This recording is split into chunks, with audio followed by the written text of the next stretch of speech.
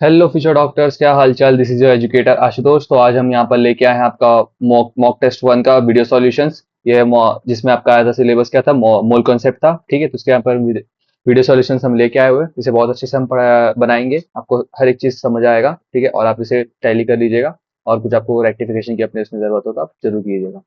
एक और बात मैं आपको बोलूंगा कि आपने मेरी वीडियो देखी होगी जिसमें मैंने बताया था how to know paper level. ठीक है, तो इसमें भी हम मैं आपको एक प्रैक्टिस तरीके से करवाऊंगा कि इस पेपर में भी आप पेपर का लेवल कैसे तरीके से पता कर सकते हैं क्वेश्चंस देखते हुए। ठीक है, इजी मीडियम हार्ड आप कैसे पता कर सकते हैं, और सबसे टाइम मैनेजमेंट। तो आप जो मैंने आपको जो बताया था, मैंने जो टेक्निक, उसको आप बार बार जितना हो सके उसे आप प्रैक्टिस करिए, तो आप उसमें एस कर जाएंगे। बहुत अच्छे से आप उसे कर जाएंगे तो आपको कोई दिक्कत नहीं होगी। जितना अभी इनिशियली आपको थोड़ा ऐसा लगेगा कि यार थोड़ा टाइम कंज्यूमिंग हो रहा है, पर ऐसे इसको धीरे धीरे करते जाएंगे तो आपको बहुत अच्छा इसमें मॉक टेस्ट में मार्क्स बढ़ेंगे और आप बहुत आसानी से हर एक क्वेश्चन को सॉल्व करेंगे। और आपका एक्यूरेसी भी ज्यादा अच्छे से मेंटेन होगा उसमें। ठीक है, तो चलिए स्टार्ट करते हैं। फर्स्ट क्वेश्चन है आपका, difference in density is the basis of. आपका जो डिफरेंस इन डेंसिटी, किस तरीके से डेंसिटी की डिफरेंस है, अगर मैं किसी चीज को अलग करना चाहूँ तो अल्ट्रा फिल्ट्रेशन से मैं करता हूँ। ठीक है, इजी क्वेश्चन है आपका। कि आपको इजी लेवल का क्वेश्चन आपको समझ आ गया, देखते ही बनने वाला क्वेश्चन जो मैंने आपको बताया था वीडियो में। दूसरा सवाल, two sample of lead oxide, ठीक है, were separated reduce to metallic metallic lead by heating in a current of hydrogen. ठीक है, the weight of lead from one oxide was half the weight of lead obtain from the another oxide. तो ये one oxide से आपका जो wait मिला है उसका वो हाफ मिला है अनदर ऑक्साइड से। ठीक है, तो ये क्या डाटा आपका इलिस्ट्रेट कर रहा है, आपको ये ध्यान रखना है। तो ये आपका लॉ ऑफ मल्टीपल प्रोपोर्शन आपको बताना चाह रहा है। कैसे कि लॉ ऑफ मल्टीपल प्रोपोर्शन क्या बोलता है कि अगर कोई भी एक कंपाउंड अगर दो रिएक्शन पे जा रहा है, ठीक है, दो कंपाउंड से वो रिएक्ट हो रहा है, तो उसका जो उसका और जो दो कंपाउंड से वो रिएक्ट हो रहा है तो उसमें जो बन रहा है वो चीज, उन दोनों के बीच का जो रेशियो होगा वो आपको सिंपल होल रेशियो में प्रेजेंट होगा। ठीक है, तो ये क्या बोल रहा है कि आपका कि 1/2:1 के रेशियो में बन रहा है ना। तो 1:2 के रेशियो में तो आपका सिंपल होल रेशियो ये बन रहा है। ठीक है, तो लॉ ऑफ मल्टीपल प्रोपोर्शन इसी को बोलते हैं। ठीक है, तो क्योंकि यहाँ दो चीज यूज हो रहा है तो याद है कि मल्टीपल, और यहाँ पर अगर आपको सिंपल रेशियो में हो रहा है तो लॉ ऑफ मल्टीपल प्रोपोर्शन ये हुआ आपका। ठीक है, समझ आ गया। नेक्स्ट सवाल पे हम आते हैं। तो आपका ये लेवोशियर, हाँ, हम्म तो आपका जो लॉ ऑफ डेफिनेट प्रोपोर्शन है वो आपको किसने दिया था, आपका जोसेफ प्रस्ट लेवोशियर ने दिया हुआ था। लॉ ऑफ मल्टीपल प्रोपोर्शन आपका किसने दिया हुआ था, यहाँ पर डेल्टन ने दिया हुआ था। लॉ ऑफ कंजर्वेशन ऑफ मास किसने दिया हुआ था, यहाँ पर आपका एंटोनीज ने दिया हुआ था। और लॉ ऑफ गैसियस वॉल्यूम को गेल लुसेक ने दिया हुआ था। तो ये देखिए, आप इजी लेवल का सवाल है ये। ठीक है, आपको अगर फैक्चुअल डाटा पता है तो आप आराम से बना लेंगे। वैसे ही ये भी आपका इजी लेवल के सवाल पे ही आएगा। ठीक है, आपको अगर ये फैक्चुअल आपने क्वेश्चन बनाए हैं, आपको प्रैक्टिस है, तो आपको फैक्चुअल डाटा आपको जब पता है किस तरीके से मल्टीपल प्रोपोर्शन का कैसे कैसे एग्जांपल्स होते हैं, तो आप आराम से इसे बना लेंगे। वैसे ही आपको ये रहा, ये वाला क्वेश्चन भी फैक्चुअल डाटा पे था। आता है आपको तो आप देखते ही तुरंत बना लेंगे, इसको टाइम कंज्यूमिंग नहीं है ये। तीसरा हमारा आता है कि इन अ कंपाउंड, ठीक है, 100 in compound A 1 gram of nitrogen unites with 0.05 gram of oxygen. ठीक है, other compound B 2 gram of nitrogen combined with 2.24 gram of oxygen. In compound C 3 gram of nitrogen combined with 5.11 gram of oxygen. तो ये क्या बताता है मुझे, तो आपको सबसे पहले यहाँ पर ध्यान रखना है, एक ही कंपाउंड है नाइट्रोजन, वो तीन तरीके से वो रिएक्ट हो रहा है अलग अलग प्रोपोर्शन में। तो हम इसके आपका मोस्टली मतलब ये लॉ ऑफ मल्टीपल प्रोपोर्शन का कॉन्सेप्ट लग रहा है। अब इसको हम पुख्ता कैसे करते हैं, तो इसको समझते कैसे। सबसे पहली बात, 1 ग्राम के लिए मेरा 0.57 ग्राम ऑक्सीजन लग रहा है। ठीक, अगला क्वेश्चन क्या बोल रहा है, 2 ग्राम नाइट्रोजन 2.24 ग्राम ऑक्सीजन लग रहा है, कंबाइन इतना काम उससे कंबाइन हो रहा है। तो 1 ग्राम के लिए क्या होगा, मेरा 1.12 हो गया। तो 0.57:1.12 हो गया मेरा। ठीक है, 1 ग्राम की अगर मैं बात करूँ, 1 ग्राम ऑफ नाइट्रोजन की बात करूँ। वैसे 3 ग्राम ऑफ जो आपका नाइट्रोजन है combines with 5.11 gram of oxygen. तो 1 ग्राम ऑफ नाइट्रोजन मेरे कितने से कंबाइन कर रहा है वहां पर, 1.7 ग्राम ऑफ ऑक्सीजन इससे कंबाइन कर रहा है। तो ये मेरा 3 होल नंबर रेशियो निकल के आ गया। ठीक है, ये मेरा रेशियो निकल के आ गया यहाँ पर। इसका अगर मैं करना चाहूँ तो यहाँ पर मैं इसका अप्रोक्सीमेशन भी कर सकता हूँ यहाँ पर। तो इस तरीके से ये मेरा सवाल बनेगा। तो लॉ ऑफ मल्टीपल प्रोपोर्शन क्या कहना चाह रहा है कि अगर दो एलिमेंट्स, ठीक है, हाँ, टू एलिमेंट्स कंबाइंड, ठीक है, टू जनरेट वन और मोर देन वन कंपाउंड। ठीक है, the weight of one element shall combine with a fixed mass of another. ठीक है, or in the ratio of tiny whole number ratio according to the use. आपको ये बात समझ आ गई कि टाइनी होल नंबर रेशियो में होना चाहिए। ठीक है, और कंबाइन फिक्स्ड मास में वो कंबाइन होना चाहिए। जैसे 1 ग्राम है, मैं 1 ग्राम की ही बात करूंगा, वहां 1 ग्राम से 2 ग्राम की मैं वहां पर बात नहीं करूंगा। ओके, तो आपका ये सवाल आपसे बन गया। तो हम नेक्स्ट सवाल पे आते हैं आपका। नेक्स्ट सवाल ये है आपका कि एक ऑर्गेनिक कंपाउंड है, ठीक है, कंटेन्स कार्बन, ठीक है, हाइड्रोजन एंड ऑक्सीजन। तो ये जो सवाल है मेरा, ठीक है, an organic compound contain carbon hydrogen and oxygen, it elemental state analysis gives आपका देता है कितना 38.71% आपका कार्बन, एच का मेरा परसेंटेज दिया हुआ है 9.67, ठीक है, और मेरा ऑक्सीजन का परसेंटेज यहाँ पर नहीं दिया हुआ है। तो सबसे पहले आपको क्या ध्यान देना है, ये आपका एम्पेरिकल वेट का सवाल है, ठीक। तो आपको कैसे तरीके से इसको बनाना है, देखिए। आपका आता सबसे पहले कि मैं लूंगा क्या क्या क्या मेरे कंपाउंड से मेरा सी एच ओ, मैं तीन तरह के कंपाउंड से मेरा जाके तीन तरह के एलिमेंट से मेरे जाके कंपाउंड बन रहा है। इसका परसेंटेज क्या क्या है, 38.71% है एक का, ठीक है, एक का 9.67 है परसेंटेज। अब मेरे को ऑक्सीजन का परसेंटेज यहाँ पर दिया हुआ नहीं है, तो मैं यहाँ पर सबसे पहले ऑक्सीजन का परसेंटेज निकालूंगा। 100 से मैं माइनस कर दूंगा मेरा 38.71 प्लस 9.67 को, ठीक है, तो 100 माइनस 48.38, तो आपका इसमें से निकल के आता है कितना वैल्यू, 51.62। ये मेरा वैल्यू निकल के आया इसका, ठीक है। तो ऑक्सीजन का मेरा कितना वैल्यू निकल के आया, 51.62% मेरा ऑक्सीजन इसमें दिया हुआ है। अब अब इसके आगे मेरा मेरा क्या करना है मेरे को, तो आप देखते जाइए। तो अब आपको यहाँ पर इसका एटॉमिक वेट इसका कितना होता है, कार्बन का मेरा होता है 12, हाइड्रोजन का होता है मेरा 1, ठीक है, ऑक्सीजन का होता है मेरा 16। अब यहाँ पर मैं इसको सिंपल रेशियो में इसको कन्वर्ट करूंगा, इसका percentage percentage by atomic weight, ये रेशियो में हम बनाते हैं इस क्वेश्चन को। तो 38.71/12, ठीक है, वैसे ही 9.67/1, 51.62/16, ठीक। ये बात आपको समझ आ गई। तो मैं यहाँ कर देता हूँ। हाँ, तो ये हो गया मेरा। अब इसको मैं इसका रेशियोज क्या क्या आ जाएंगे, मतलब इसका अगर डिवाइड करूंगा तो क्या आएगा मेरा, ये आ जाएगा 9.67 और ये आ जाएगा मेरा 3.23। अब आया ये। अब इसके आगे मेरे को क्या करना है, जो आपका सबसे स्मॉलेस्ट होगा, ये जो तीन वैल्यूज है ना, 3.23, 9.67, 3.23, ठीक है, तो सबसे जो स्मॉलेस्ट वैल्यू होगा ना, उसको मैं डिवाइड में अब डाल दूंगा, ताकि एक मेरे को सिंपल रेशियो मिल जाए। तो आपका ये 3.23 divide by 3.23, 9.67 divide by 3.23, 3.23 divide by 3.23, ठीक। ये मेरा सिंपल रेशियो में लाने के लिए मैं कर रहा हूँ इसको। तो इसका पहले वाले का आपका क्या आ जाएगा, कार्बन का आ जाएगा मेरा 1, हाइड्रोजन का आ जाएगा मेरा 3, और मेरा ऑक्सीजन का आ जाएगा मेरा 1, ठीक। तो इससे मेरा क्या निकल के आता है, CH3O, ये मेरा निकल के आया यहाँ पर। तो आपको बस ये वाला स्टेप पे, यहाँ वाले स्टेप पे को आपको याद रखना है कि सबसे स्मॉलेस्ट वाले को ही मैं डिवाइड करूंगा यहाँ पर, ठीक है, सिंपल होल नंबर रेशियो में बनाने के लिए, ठीक है। तो आपको ये बात भी ध्यान रखनी है। तो आपका आंसर क्या निकल के आया, CH3O। तो ये मेरा आंसर हो गया यहाँ पर CH3O, ठीक है, आंसर है।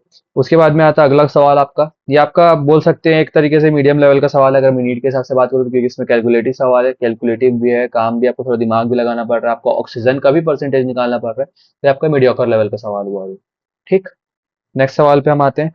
इसमें बोला है कि 20 kg ऑफ N2 गैस, ठीक है, combines with 3 kg of H2 gas are mix to produce NH3, ठीक है, 20 kg मेरा N2 और 3 kg मेरा H2 कंबाइन करके मेरा NH3 बनाता है, ठीक है, पहला चीज। अब अमाउंट ऑफ मेरा NH3 इन गैस मेरा पूछ रहा है। तो सबसे पहले आपको एक देखना है, आपको सबसे पहले रिएक्शन आनी चाहिए, एक मतलब बैलेंस्ड रिएक्शन जो क्या होता है, कि N2 प्लस H2 हुआ मेरा गिव्स NH3, ठीक है। अब यहाँ पर इसको बैलेंसिंग करना पड़ेगा, तो यहाँ पर मैं 3 लगाऊंगा बैलेंस करने के लिए, ठीक है, और इसका बैलेंस करने के लिए यहाँ पर मैं 2 लगाऊंगा, ठीक है। तो ये बात आपको समझ आ गई, इस तरीके से मैं बैलेंस करूंगा। अब आपको क्या समझ आ रहा है कि N2 है, तो 28 ग्राम्स हो गया, N2 का 28 ग्राम्स, ठीक। नाइट्रोजन की आपकी एटॉमिक वैल्यू, एटॉमिक जो आपका नंबर होता है, एटॉमिक नंबर 7 होता है, एटॉमिक मास आपका 14 होता है, तो यहाँ पर 2 नाइट्रोजन है तो 28 हो जाएगा, ठीक है, आपको ध्यान रहेगा। 3 इंटू हाइड्रोजन का मेरा 1 होता है ना, तो यहाँ पर 3 इंटू 2 मेरा 6 हो जाएगा, तो 6 डायरेक्ट लिख दे रहा हूँ मैं 6। और मेरा नाइट्रोजन की वैल्यू होती है, नाइट्रोजन का एटॉमिक मास होता है मेरा 17, ठीक है, तो यहाँ पर 2 है, तो मैं यहाँ पर लिखूंगा 34, ये मेरा स्टैंडर्ड है।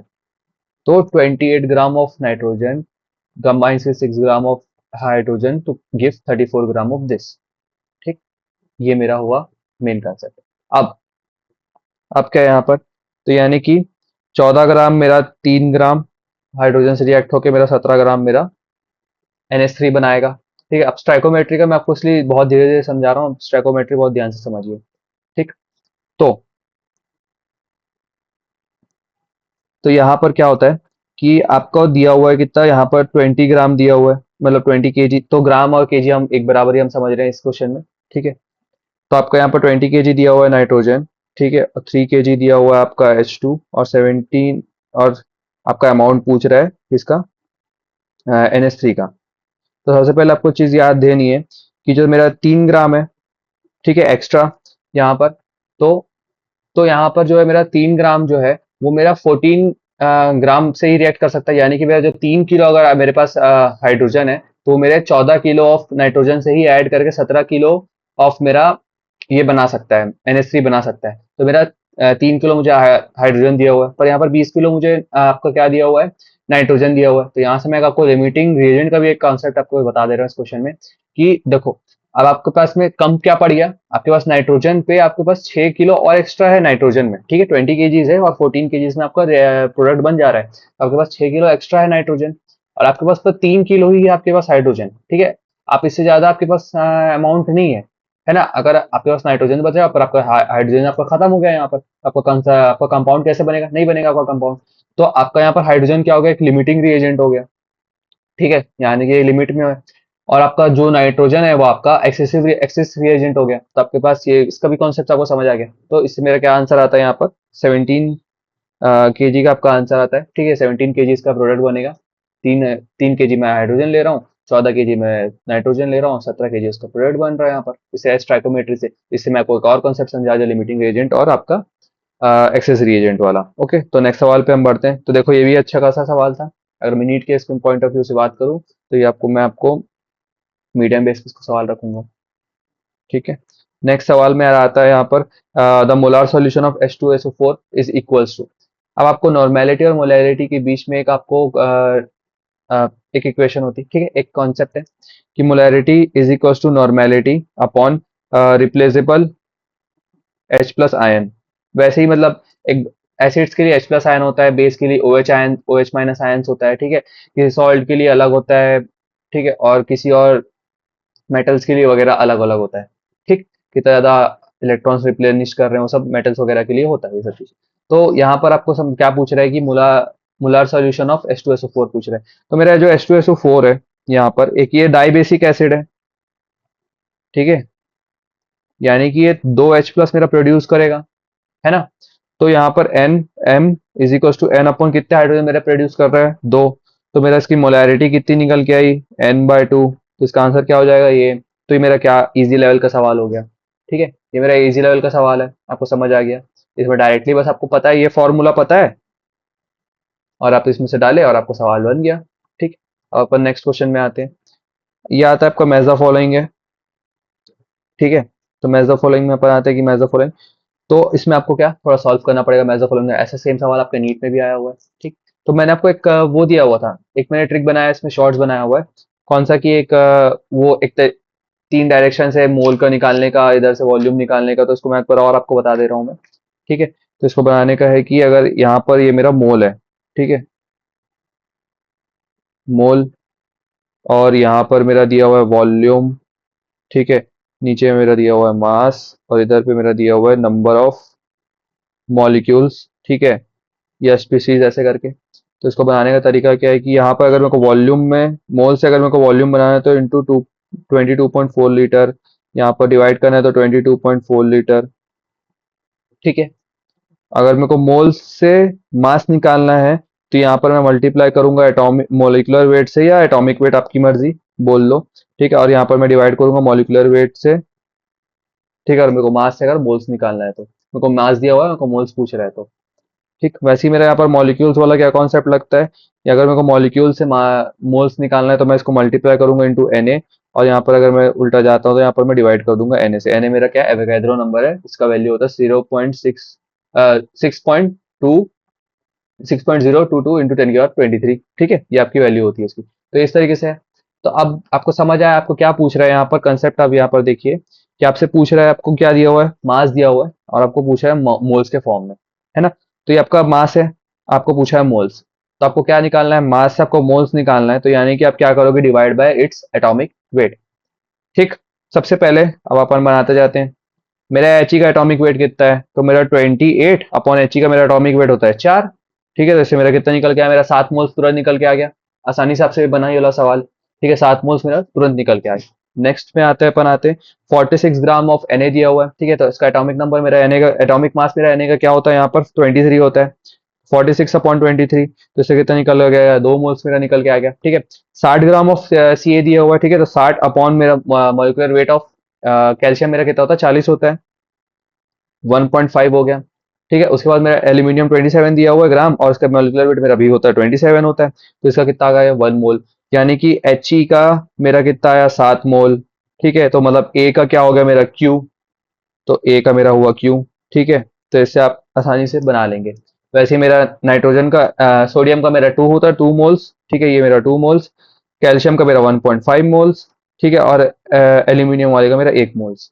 ठीक है, तो इस तरीके से मैं बना लिया, तो आपको बहुत अच्छे से समझ आया कि मेरे जो मैंने ट्रिक आपको मैंने शॉर्ट्स पे दी है, उससे आपको बहुत अच्छे से सवाल बन जाएंगे। तो देखो, इतना कॉम्प्लेक्स दिखने वाला सवाल जिसमें थोड़ा आपको लगेगा "वाह यार, बॉल कैलकुलेटिव ऐसा वैसा करे", आपको बहुत मैंने आसानी से बना दिया, बता दिया कि इस तरीके, अगर आपको कॉन्सेप्ट क्लियर है इस चीज का, जो मैंने बना के दिया है आपको ये वाला चीज, ये मैंने आपको जो ट्रिक बताई है, तो आप आसानी से सवाल बना लेंगे, है ना। तो आप जरूर देखिए, आपको और अच्छा आइडिया लगेगा। तो इस तरीके से इसका आंसर ये रहा। Okay, next question. With increase of temperature which of the following is changes, तो आपका मोलैरिटी आपका चेंज होता है। ठीक है, ये मेरा कंसेप्ट नॉर्मल फैक्चुअल बेस्ड सवाल था, ये मेरा इजी लेवल का सवाल हो गया। ठीक, नेक्स्ट क्वेश्चन में आता है, which of the following correct, choose correct option based on the true false, आपको ट्रू और फॉल्स बताना है यहाँ पर स्टेटमेंट में। Homogeneous mixture has a uniform composition through out, ये बात बिल्कुल सही है, होमोजेनियस कंपोजिशन, और होमोजेनियस मिक्सचर में यूनिफॉर्म कंपोजिशन होता है। ठीक है, all compounds of heterogeneous are observable to naked eyes, ये चीज भी मेरा ट्रू है। अगर हेटेरोजेनस कंपाउंड है किसी, मतलब क्या पता सॉलिड लिक्विड हो, हेटेरोजेनस है तो आपको सॉलिड दिखता है ना, बहुत बार ऐसे भी हो सकता है, तो ऑब्जर्वेबल है आपका नेकेड आइज से। All solutions are homogeneous in nature, ये बात गलत है, कुछ भी आपका हेटेरोजेनस भी हो सकता है, आपका होमोजेनियस भी हो सकता है, तो ठीक है। Next question, air is an example of heterogeneous mixture, हाँ, एयर आपका एग्जांपल है हेटेरोजेनस मिक्सचर का, इसमें डस्ट भी होता है, आपका एयर पार्टिकल्स होता है, मतलब सॉलिड के पार्टिकल्स भी, आपको गैस के पार्टिकल्स भी, कई बार आपके लिक्विड के पार्टिकल्स आ जाते हैं, तो आपको क्या आ जाएगा, क्या पहला पहला हो गया आपका ट्रू, मिल जाए इसमें से कर देता हूँ। पहला आपका हो गया ट्रू, दूसरा हो गया आपका ट्रू, तीसरा हुआ आपका फॉल्स, फिर चौथा हुआ आपका ट्रू, तो इससे आपका ये ऑप्शन सही है। ठीक, नेक्स्ट सवाल असर्शन रीजन पे आया हुआ है सवाल। ठीक है, ये आपका रीजन है, ये आपका असर्शन है, तो volume of gas is inversely proportional to the moles. ठीक है, volume of gas is inversely proportional to the moles, ऐसा ये बोला है। The ratio by volume of gases reactant and product is an agreement with their moles. ठीक है, तो ये बात आपको क्या है, आपको ये ध्यान देनी है। तो इस कॉन्सेप्ट में एक चीज जो बोला है कि तो इसमें देखो कि आपका जो V is inversely proportional to N, ये जो मेरा असर्शन है ये तो मेरा बहुत गलत है। मेरा तो हमेशा होता है, आपको पता है कि V is directly proportional to N, मेरा वॉल्यूम से मेरे मोल्स के डायरेक्टली प्रोपोर्शनल होता है, ये आपको पता है। ठीक है, तो आपका असर्शन मेरा गलत हो गया, मेरा A जो है वो मेरा गलत है, फॉल्स है। Second, the ratio of volume of gases reactant and product is in agreement with the molar ratio, ये बात बहुत सही है, मोलार रेशियो के एग्रीमेंट में ही होता है ये वाला चीज। ठीक है, तो यहाँ पर मेरा असर्शन मेरा गलत है और मेरा रीजन मेरा सही है। ठीक है, तो ये ऑप्शन गलत टिक किया गया, तो मेरा ए इज फॉल्स।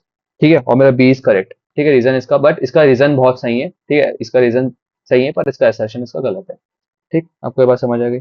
नेक्स्ट आता है मेरा क्या, फिर ये भी आपका एक इजी सवाल है, टफ सवाल तो बोलेंगे नहीं, क्योंकि आपको बस पता है होना चाहिए v is directly proportional to n होता है। ठीक है, नेक्स्ट सवाल पे हम आते हैं। तो ये आपको फिजिकल क्वांटिटीज के बारे में है। ठीक है, तो आपका बस यूनिट्स आपको ध्यान रखने हैं, ये भी फैक्चुअल डाटा है। मॉल आपका मॉक टेस्ट इसी तरीके से बनाए हुए हैं कि आपका पूरा डिटेल आपका रिवीजन हो जाए। अब मैंने आपको लॉ ऑफ मल्टीपल प्रोपोर्शन का क्वेश्चन डाल दिया। ठीक है, यहाँ पर मोलैरिटी का यूनिट्स पे डाल दिया, मोलैरिटी किस पे डिपेंड करता है मैंने ये डाल दिया, एम्पेरिकल एम्पेरिकल मास वाला मैंने क्वेश्चन डाल दिया। ठीक है, इसके बाद ये वाला मैंने क्वेश्चन डाल दिया, असर्शन रीजन। ठीक है, हर एक वेरायटी का आपका क्वेश्चन कवर हुआ है इसमें। ठीक है, ऐसा कोई क्वेश्चन नहीं कि जो आपसे नहीं बनेगा, और आपको हर एक वैरायटी मैंने कवर कर दी है। तो मोलैरिटी जो है इसका मेरा क्या आ जाएगा, सबसे पहले मोल पर लीटर -1। ठीक है, मोल फ्रैक्शन का मेरा क्या आ जाता है, मेरा यूनिट यहाँ पर आता है मेरा मोल्स। ठीक है, मोल का मेरा क्या यूनिट है यहाँ पर, ये मेरा मोल ग्राम के लिए। ठीक है, और मोलैलिटी मेरा जो है यूनिटलेस है। ठीक, मोलैलिटी का जो है मेरा ये यूनिटलेस है। ओके, इसमें शायद कुछ दिक्कत है, मैं एक बार देखता हूँ मैं इसको। एक मिनट। सो इस पे मैं आपको बता रहा हूँ कि इसमें शायद ऑप्शन थोड़े गलत दिए हुए हैं। तो जो मोलैरिटी है उसका तो आप जानते हैं, मोल लीटर माइनस वन होता है, ठीक। मोल्स का मेरा मोल ही होगा, आपको ये बात पता है। मोलैरिटी का जो मेरा ये हो जाता है मेरा मोल किलोग्राम माइनस वन, ठीक है। यानी कि ए का आर, ठीक है, ए का आर, सी आपका बी का, एक मिनट रुकते हैं, एक मिनट रुकिएगा। ए का मेरा हो जाएगा क्या, आर। बी का मेरा हो जाएगा यहाँ पर देख रहे हैं सी का, और डी का। तो डी का मेरा कितना निकल के आया, मोल किलोग्राम माइनस वन, और सी का मेरा जो मोल्स है वो मेरा मोल ही रहेगा। और जो मेरा बी है वो मेरा यूनिटलेस क्वांटिटी है, यानी कि इसका हो जाएगा क्या, क्यू पी। तो इसमें होगा कि इसमें ऑप्शन शायद नहीं दिए हुए हैं सही से। ए का आर, बी का पी, ठीक है, सी का एस हो जाएगा आपका, सी का, इसमें ऑप्शन सही से नहीं दिए हुए हैं। तो इसको आप ये ध्यान रखिएगा कि मेरा ए का आर हो जाएगा, ठीक है, बी का हो जाएगा मेरा यहाँ पर पी, क्यू, ठीक है, सी का हो जाएगा मेरा यहाँ पर पी, और डी में हो जाएगा मेरा यहाँ पर एस। ये मेरा राइट ऑप्शन है, ठीक है। तो ये शायद इसका ऑप्शन में कुछ गलती हो गई होगी, ठीक है, इसको ध्यान रखिएगा आप। तो नेक्स्ट सवाल पे हम आते हैं। The atomic mass unit is defined as the 1/12 of mass of one carbon, ठीक है, 12 एटम। ये आपका असर्शन है, ठीक है। तो आपका जो एटॉमिक मास है is defined as the 1/12 of the mass of one carbon 12 atom, ठीक। रीजन क्या है इसका? Carbon 12 isotope is the most abundant isotope of carbon and has been chosen as standard, ठीक। तो सबसे पहली बात, क्या क्या चीज आपको ध्यान रखनी है यहाँ पर। तो जो आपका जो कार्बन का है, ठीक है, ये आपका जो है ये स्टैंडर्ड नहीं है, पहली बात तो। ये जो है करेक्ट एक्सप्लेनेशन आपका सही से दिया हुआ नहीं है, ये भी क्वेश्चन में थोड़ी सी दिक्कत है, इसमें रेक्टिफाई कर रहा हूँ मैं। हाँ, तो इसका रेक्टिफिकेशन ये है कि आपका जो असर्शन भी मेरा सही है, ठीक है, असर्शन एंड रीजन दोनों मेरा सही है, ठीक है, ट्रू। सबसे पहली बात, मेरा जो वन एटॉमिक मास यूनिट का मेरा डेफिनेशन है, मेरा 1/12 of the mass of one carbon atom है, ये ठीक है। कार्बन 12 जो है मेरा मोस्ट अबंडेंट होता है, मेरा आइसोटोप ऑफ कार्बन, ठीक है। तो आपको ये बात भी ध्यान रखनी है, ये असर्शन और रीजन दोनों ट्रू है, पर जो असर्शन है वो मेरे रीजन का सही एक्सप्लेनेशन नहीं है, ठीक है। क्योंकि आपको कहीं से भी डिफाइन नहीं कर पा रहा है कि यार ये बोल रहा है कि ये स्टैंडर्ड है, पर इसका मतलब ये नहीं कि मैं इसको कार्बन का इस डेफिनेशन में इसको डाल दूं। तो इसलिए इसका रीजन जो है वो अप्रोप्रिएट नहीं है, रीजन आपका करेक्ट एक्सप्लेनेशन नहीं है। तो assertion and reason is true and explanation is not correct for the assertion, ठीक है। assertion के लिए explanation करेक्ट नहीं है, ये आपका हो गया। अगर नेक्स्ट सवाल पे हम आते हैं, ठीक है। तो नेक्स्ट सवाल आपका आता है क्या, विच what is the mass percentage of carbon in carbon dioxide, ठीक है। मास परसेंटेज मेरा कार्बन का क्या है? तो देखो ये वाला आपका क्या आ जाएगा, आपका इजी लेवल का सवाल, फैक्चुअल डाटा पे आता है ये भी आपका क्या आ जाएगा, इजी लेवल का सवाल, फैक्चुअल डाटा सेम, ठीक। ये आपको मैंने बता दिया इजी लेवल का सवाल। नेक्स्ट क्वेश्चन पे हम आते हैं, यहाँ पर 14th क्वेश्चन पे हम आते हैं, ठीक है। तो 14th क्वेश्चन में क्या बोला है कि what is the mass percentage of carbon in carbon dioxide, ठीक है। Mass percentage of carbon in carbon dioxide आपसे बस पूछा है। बहुत आसान सवाल, बहुत आसान सवाल है, इसको आप आसानी से बना लेंगे, मैं आपको बता रहा हूँ कैसे बनाना है। तो सबसे पहले आपका जो है मॉलिक्यूलर वेट ऑफ आपका CO2 क्या हो जाएगा यहाँ पर, 44 ग्राम्स, ठीक है। कार्बन डाइऑक्साइड का आपका सॉरी कार्बन का आपका मॉलिक्यूलर वेट कितना होता है यहाँ पर, आपका 12 होता है, ठीक है। तो जो अब यहाँ पर 12/44 इंटू 100, ठीक है। तो इससे मेरा कितना निकल गया, 27.27%। तो इस तरीके से मैं बना लिया, ये आपसे सवाल बन गया, आसान लेवल का सवाल है ये भी, easy. Which of the following statement is compound is incorrect, ठीक है। द फर्स्ट सबसे पहले क्या आता है, इनकरेक्ट मुझे बस बताना है। Molecule of compound has atom of different elements, ठीक है। एक मॉलिक्यूल मॉलिक्यूल किसी भी कंपाउंड का, इसमें अलग अलग तरीके के एटम्स हो सकते हैं, ये बात बहुत सही है। अगले ऑप्शन में आते हैं, compound can not be separated into its constituent element by physical method of separation, ये चीज पॉसिबल नहीं है, ठीक है। Can not be separated, could be separated, ठीक है, फिजिकल मेथड ऑफ सेपरेशन से क्या पता सेपरेट किया जा सके, है ना। ये तो चीज गलत हो सकती है। अगर सवाल पढ़ते हैं, compound retain the physical properties of its constituent element, physical properties को ये रिटेन करके रखता है। The ratio of the atoms of different element in a compound is fixed. ये भी बात मेरी बहुत सही है। ठीक है, तो इसमें आपको ये चीज ध्यान देनी है क्या कि जो मेरा, देखो इसमें भी आंसर की में थोड़ी गलती हुई है। तो यहाँ पर जो है मेरा a molecule of compound has atom of different elements. ठीक है, ये बात मेरी सही है, अलग अलग एलिमेंट्स के कंपाउंड हो सकते हैं। दूसरी बात यहाँ पर कि आपका ये एटम जो मेरे सिर्फ फिक्स रेशियो में होते हैं, ये मेरी बात सही है।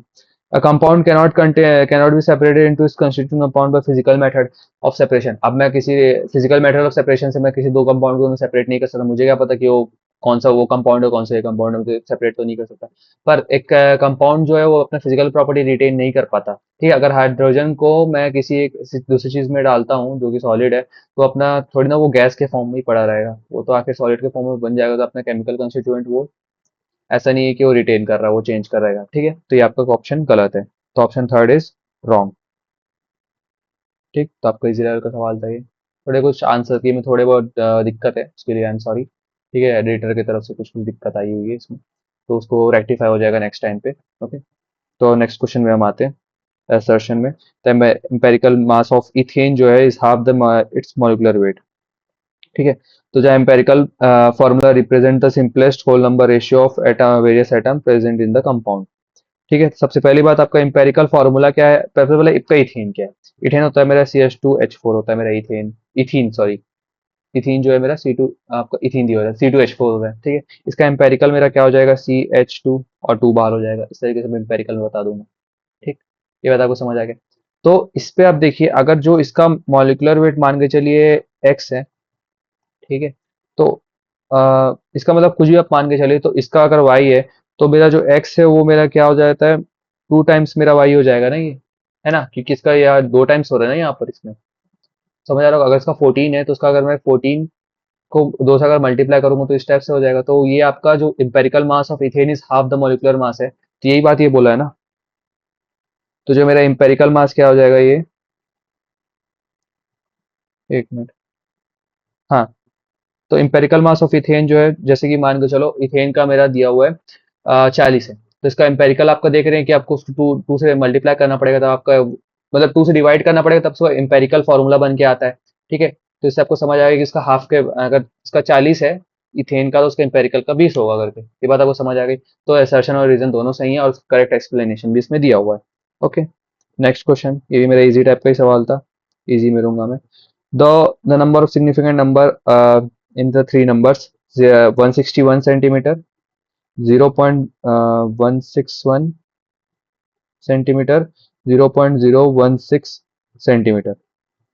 ये तीन क्वेश्चन, तीन आपको बताने से सिग्निफिकेंट नंबर्स क्या क्या होते हैं। ठीक है, तो तो इसको हम कैसे करेंगे, तो सिग्निफिकेंट नंबर्स का क्या कॉन्सेप्ट है कि सारे जो ऑल नॉन जीरोस, ठीक है, डिजिट जो है वो मेरा सिग्निफिकेंट होते हैं। सबसे पहली बात, आपको ये एक रूल पता है, जितने भी नॉन जीरो डिजिट होते हैं वो मेरे सिग्निफिकेंट होते हैं। दूसरा आपको पता है कि नॉन जीरो, ठीक है, digit right of decimal point, ठीक है, राइट ऑफ डेसिमल पॉइंट जो है वो भी मेरे सिग्निफिकेंट होते हैं। मतलब कि राइट, मान के चले 0.0234, तो ये जो है, तो इसमें ये चारों मेरे सिग्निफिकेंट हो जाएंगे, है ना, जो उसके आगे के राइट वाले पोर्शन में। आपको दो रूल्स मैंने बता दिए सिग्निफिकेंट फिगर के। तीसरा इसको,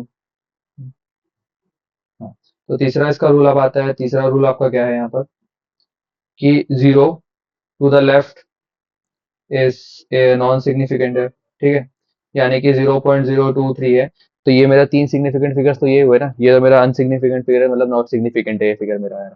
ठीक है, तो ये बात, ये आपका चौथा रूल आपको समझ आ गया। तो इससे आपको क्या समझ आता है, आपको रूल्स मैंने जो बताया था, तो सबसे पहले all non zeros are significant, यानी कि इसमें मुझे तीन सिग्निफिकेंट मिले। ठीक है, तीन सिग्निफिकेंट फिगर्स हो गए। जीरो टू द राइट, उसके बाद जीरो पॉइंट के बाद में जितने भी आपके जीरोस भी लग जाए, कुछ भी लग जाए अगर है वहां पर, तो राइट वाले सारे सिग्निफिकेंट हो गए। तो 161 में भी कितने मेरे तीन सिग्निफिकेंट्स हो गए। अब उसके बाद में फिर ऐसे जीरो से यहाँ पर बात करें, तो यहाँ पर कितने हो जाएंगे मेरे, चार सिग्निफिकेंट हो जाएंगे, तीन तीन चार, तो तीन तीन, और ये हुआ मेरा चार।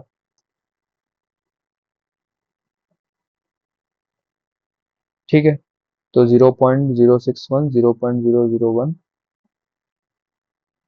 तो इसमें मेरे कितने हो जाएंगे, चार सिग्निफिकेंट फिगर्स हो गए, इसमें मेरे हो जाएंगे तीन सिग्निफिकेंट फिगर, इसमें मेरे तीन सिग्निफिकेंट फिगर।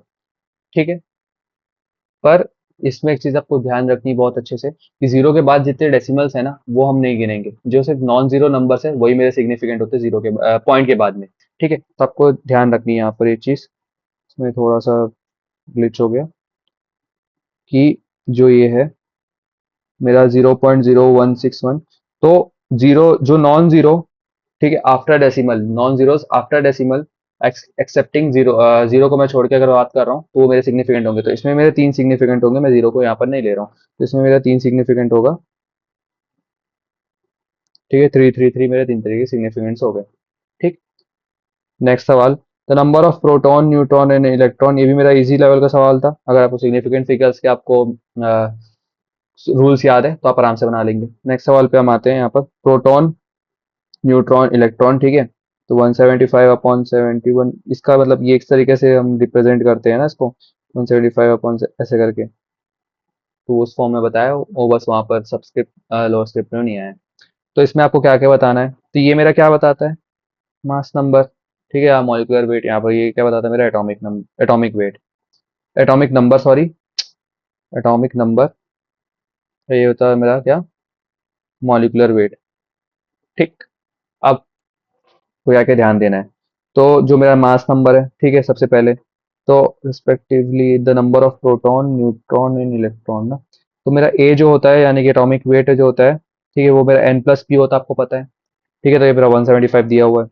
अब मेरी एन की वैल्यू यानी कि जो एटॉमिक वेट, जो एटॉमिक नंबर होता है वो मेरे प्रोटॉन की इक्वल होता है, और वही मेरे इलेक्ट्रॉन के भी इक्वल होता है। तो यानी कि मेरा 71 71, तो ये मेरा 71, ये मेरा 71 प्रोटॉन और इलेक्ट्रॉन्स हो गए। न्यूट्रॉन मैं पता करूंगा, तो न्यूट्रॉन एन प्लस 71 हो गया, तो N is equal to 175 minus 71, तो इससे मेरा कितना निकल गया, 104। तो ये मेरा ऑप्शन सही हो गया, ये मेरा इजी लेवल का सवाल था। ठीक, नेक्स्ट सवाल, एन एलिमेंट एक्स, ठीक है, has following isotopes 20x 200x is to 90%, 199x is to 0.8%, ठीक है, 202x is to 2%। The weight average atomic mass of the naturally occurring element X is closest to. ठीक है, काफी अच्छा सवाल है, इसे बहुत ध्यान से आप देखिएगा। तो सबसे पहले वेट ऑफ, ठीक है, ये एक्स 200, ये ऐसा इस तरीके से दिया हुआ है, वो सबस्क्रिप्ट में नहीं आया हुआ है, सुपरस्क्रिप्ट में। ठीक है, तो ये मेरा कितना दिया हुआ है यहाँ पर, ये 90% दिया हुआ है। ठीक, तो यानी कि ये उसका इस रेशियो में, यानी कि 90% इंटू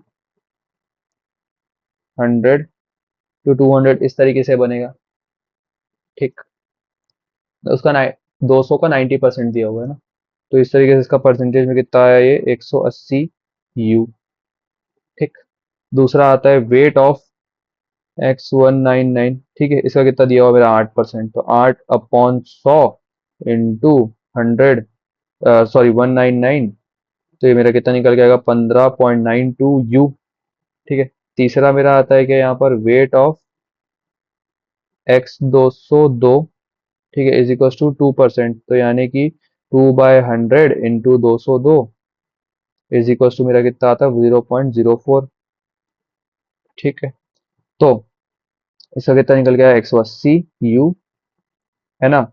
उसके बाद में आता है ये आपका क्या, 404 यू, और ये निकल के आता है मेरा 15। तो इसका अगर मैं टोटल निकालूं तो ये लगभग आपको 199.96 कुछ आ रहा है, इसका अप्रोक्सीमेशन में 200 यू। तो ये आपका आंसर हो गया। तो एवरेज आपसे पूछा था, ठीक है, वेट ऑफ एवरेज एटॉमिक मास तीनों प्रोसेस में से, तीनों इसके आइसोटोप से, तो आप ये बना लिए। ठीक, नेक्स्ट आपका फिर आता है, ये आपका थोड़ा सा कैलकुलेटिव था, थोड़ा सा दिमाग लगाना था, तो मैं इसको मीडियम लेवल के सवाल में लूंगा मैं। ओके, नेक्स्ट क्वेश्चन, ये तो मैं लिखते ही इजी बोलूंगा क्योंकि आपको फैक्चुअल डाटा आपको पता है तो बनाएंगे, नहीं पता है तो आप नहीं बना पाएंगे। फैक्चुअल डाटा एकदम आसानी से, अब देखते रहिए। ये मेरा क्या, 10 की पावर -15 दिया हुआ है, ठीक है, 10 की पावर -3 है। ये शायद 10 की पावर 3 दिया हुआ है, और ये 10 की पावर 24 दिया हुआ है, ये इस तरीके से है यहाँ पर। तो सबसे पहले हम यहाँ पर देखेंगे कि ए का जो है वो मेरा, जो 10 की पावर 15 है जो मेरा, ये मेरा फेम्टोलीटर है। पहली बात, इसको एक्सप्रेस करता हूँ मैं एफ से। ठीक, ये बात आपको समझ आ गई। दूसरा, 10 की पावर -3 है, ठीक है, इसको मैं रिप्रेजेंट करता हूँ मिली से। मिली का वैल्यू यहाँ पर आता है एम। ठीक, ये बात आपको समझ आ गई, ये चीज हो गई। तीसरा आता है 10⁻³ इसको मैं किससे रिप्रेजेंट करूंगा, किलो से। ठीक है, और किलो का आता है मेरा के, सी का पी का थर्ड। 10⁻24 को मैं रिप्रेजेंट करूंगा योटा, और योटा को होता है इसके वाई से। तो ये आपका ऑप्शन हो गया सही। ठीक है, तो देखो आपका मैं यूनिट वाला भी कॉन्सेप्ट का कवर करवा दिया, तो उससे आपको आइडिया लगेगा। इजी लगेगा सवाल है। नेक्स्ट आगे बढ़ते हैं। Consider the following statement, atom of H O N C have identical properties but different mass. Matter is divisible into atoms which are further indivisible. The ratio of n is to H in NH3 is 1 is to 3, and n is to O in nitric oxide is 2 is to 1. Dalton atomic theory supports law of conservation of mass. ठीक है, तो इसमें क्या क्या चीजें, which of the following statement is true according to Dalton's atomic law of theory. क्या क्या चीजें सही हैं। सबसे पहली बात कि जो एच ओ सी एन है, ठीक है, सी है एन और सी है, ठीक है, तो ये identical properties but have different mass. H की, ओ की, एन की, सी की कहाँ से आइडेंटिकल प्रॉपर्टीज है, मतलब एडिंग हर एक अलग अलग के। आपका एन था आपका 15 ग्रुप का है, ओ आपका 16 ग्रुप का है, सी आपका आपका 14 ग्रुप का है। ठीक है, एच आपका फर्स्ट ग्रुप का आ रहा है, मतलब किसी भी ग्रुप को तो एग्जिस्ट करता ही नहीं है, एन को थोड़ा दिक्कत है। तो इसका प्रॉपर्टीज कहाँ से आइडेंटिकल हो गए, तो ये कहीं से आइडेंटिकल, ये तो बात आपका गलत है। ठीक है, रेडंडेंस आपकी बात ये तो गलत हुई। दूसरी, matter is divisible into atoms which are further indivisible, ये बात बहुत सही उन्होंने बोली थी, ये बात सही है डेल्टन के हिसाब से। तीसरा आते हैं, the ratio of N is to H in NH3 is 1:3, nitric oxide is 2:1, जो कि बहुत गलत है। ठीक है, एन नाइट्रिक ऑक्साइड यानी कि NO में मेरा 1:1 के कॉन्सेप्ट पे होता है, ना कि 2:1 के कॉन्सेप्ट पे, ये भी मेरा गलत हो गया। Dalton atomic theory supported by law of conservation of mass, ये बात सही है। तो आपका ये ऑप्शन आपका सही हो, ये इजी लेवल का सवाल है। नेक्स्ट सवाल पे हम आते हैं आपका यहाँ पर कि विच of the following statement illustrate the law of reciprocal proportion. ठीक है, तो लॉ ऑफ रेसिप्रोकल प्रोपोर्शन क्या होता है, सबसे पहले आप ये जानिए। तो दो एलिमेंट्स, ठीक है, combine with third element must combine with each other in the same ratio slash multiple of that ratio, of multiple of that ratio। ठीक है, दो एलिमेंट्स मेरा कंबाइन होना चाहिए थर्ड एलिमेंट से, must combine each other in the same ratio में combine होना चाहिए, ठीक है, थर्ड एलिमेंट से, या उसके मल्टीपल ऑफ दैट रेशियो में कंबाइन होना चाहिए। तो सबसे पहले आपको ये बात ध्यान देनी है, P2O3 है, ये P2O3 है, 5 नहीं है, ये 3 है, ये भी 3 है, PH3 और H2O। ठीक है, ये आपका करेक्ट तरीके से आपका इलिस्ट्रेशन ये बता रहा है, किस तरीके से। तो देखो, इसमें जो मेरा OH, इसमें जो मेरा H और O का जो कंसंट्रेशन है, तो इसमें देखो, यहाँ पर देखिएगा, तो इसमें जो फर्स्ट ऑप्शन है P2O3, PH3 और H2O। ठीक है, तो इसमें जो मेरा हाइड्रोजन और ऑक्सीजन का जो जिस रेशियो में नंबर ऑफ जितने नंबर ऑफ एटम्स है, ठीक है, हाइड्रोजन और ऑक्सीजन के यहाँ पर, ठीक है, तो वो कंबाइन कर रहे हैं जो मेरे एक पीस है। ठीक है, उसका क्या क्या रेशियो हो जाएगा, सबसे पहले तो यहाँ पर अगर मैं इसको लूँ, ये तो मेरा 3 हो जाएगा। ठीक है, मतलब 3 हाइड्रोजन मिलके मेरे एक फॉस्फोरस के साथ रिएक्ट कर रहे हैं। ठीक है, और वहीं पर ये जो P2O3 है, ठीक है, तो इससे मेरे 3 ऑक्सीजन मिलके मैं 2 रिएक्ट कर रहे हैं, यानी एक के लिए मेरा 1.5 लग जाएगा। तो इसका सिंपल रेशियो मेरा जाएगा कितना, आपका 2:1। तो ये इस तरीके से मेरा बनेगा लॉ ऑफ रेसिप्रोकल प्रोपोर्शन। ठीक है, सिंपल होल रेशियो में आ रहा है या उसके सेम सेम रेशियो में वो आ जा रहा है। ओके, ये आपको समझ आ गया, तो इसका आंसर हो जाएगा A. Which of the following statement is the lightest. तो इसको आप देखो, यही वाले मेरे वापस इस ट्रिक से आप बनाइएगा। ठीक है, मोल्स यहाँ पर, वॉल्यूम आपका ये, तो इससे आपको बन जाएगा। बस आपको ध्यान क्या क्या रखना है, इसको सबसे पहले लाइटेस्ट आपको बताना है। तो आपको चीज ध्यान रखनी है कि यहाँ पर हो गया मॉलिक्यूल्स हो गए यहाँ पर, ठीक है, और यहाँ पर हो गया आपका नंबर ऑफ स्पीशीज। तो आपको इन तीनों को मोल्स के फॉर्म में आप लेके आ जाइए। ठीक है, आप देखो, इस टाइप के क्वेश्चन बनाने का आपका सबसे बेस्ट आपका तरीका क्या हो जानते हैं कि आपको ध्यान देना है कि जो चार ऑप्शन है ना, तो चार ऑप्शन में कौन सा यूनिट कॉमन है। देखो जैसे ए और डी में आपको मोल्स कॉमन है ना। तो आपको मोल्स ही आप निकाल लीजिए, तो आपको दो ऑप्शन में बस आपको और मोल्स निकालना है, तो आपसे चार ऑप्शन में कंपेयर कर सकते हैं। वैसे ही अगर कोई और क्वेश्चन में आपका मॉलिक्यूल्स आपको दो दो ऑप्शन में आपको क्या पता मॉलिक्यूल्स के फॉर्म में दिया हो, दो ऑप्शन में कुछ और फॉर्म में दिया हो, ठीक है। तो आपको दिख रहा है कि मेजोरिटी विंस वाला सीन है इसमें, ठीक है। तो आपको मॉलिक्यूल्स के फॉर्म में दिया हुआ है, तो आपको बस दो ऑप्शन में और मॉलिक्यूल्स निकालने हैं, तो आपको आसानी से इसमें आप बना लेंगे। तो स्मार्ट स्ट्रेटजी आप लगाएंगे तो आप और जल्दी टाइम एक्यूरेसी के साथ क्वेश्चन बना सकते हैं। तो इसको भी आप मोल्स के फॉर्म में निकालिए, इसको भी आप मोल्स के फॉर्म में निकालिए, ठीक है। तो तीनों का मोल, चारों का मोल्स आप कंपेयर कीजिए, और उसके बाद में इसका आंसर आएगा आपका सी, ठीक है। तो इसी कॉन्सेप्ट पे ये बनेगा। नेक्स्ट आपका आता है यहाँ पर कि इसमें बस आपको मैं कुछ बातें आपको इसमें बता देता हूँ कि यह जो आपका सिल्वर नाइट्रेट है उसका आपको मॉलिक्यूलर वेट पता होना चाहिए, ठीक है। और वैसे ही आपका यहाँ पर नाइट्रोजन का भी आपको मॉलिक्यूलर वेट आपको पता होना चाहिए, तो इससे आपको आंसर बन जाएगा। अगला,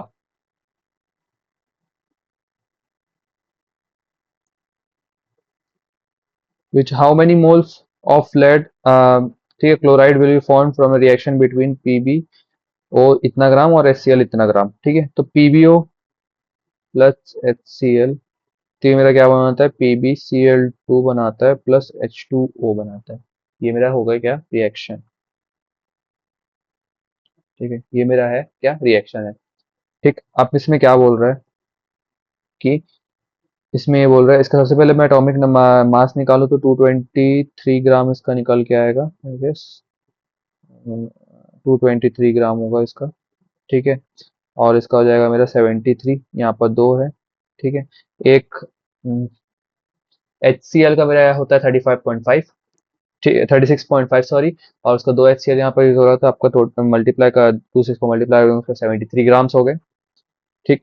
इससे मेरा क्या बनता है, 278 ग्राम मेरा PbCl2 बनता है।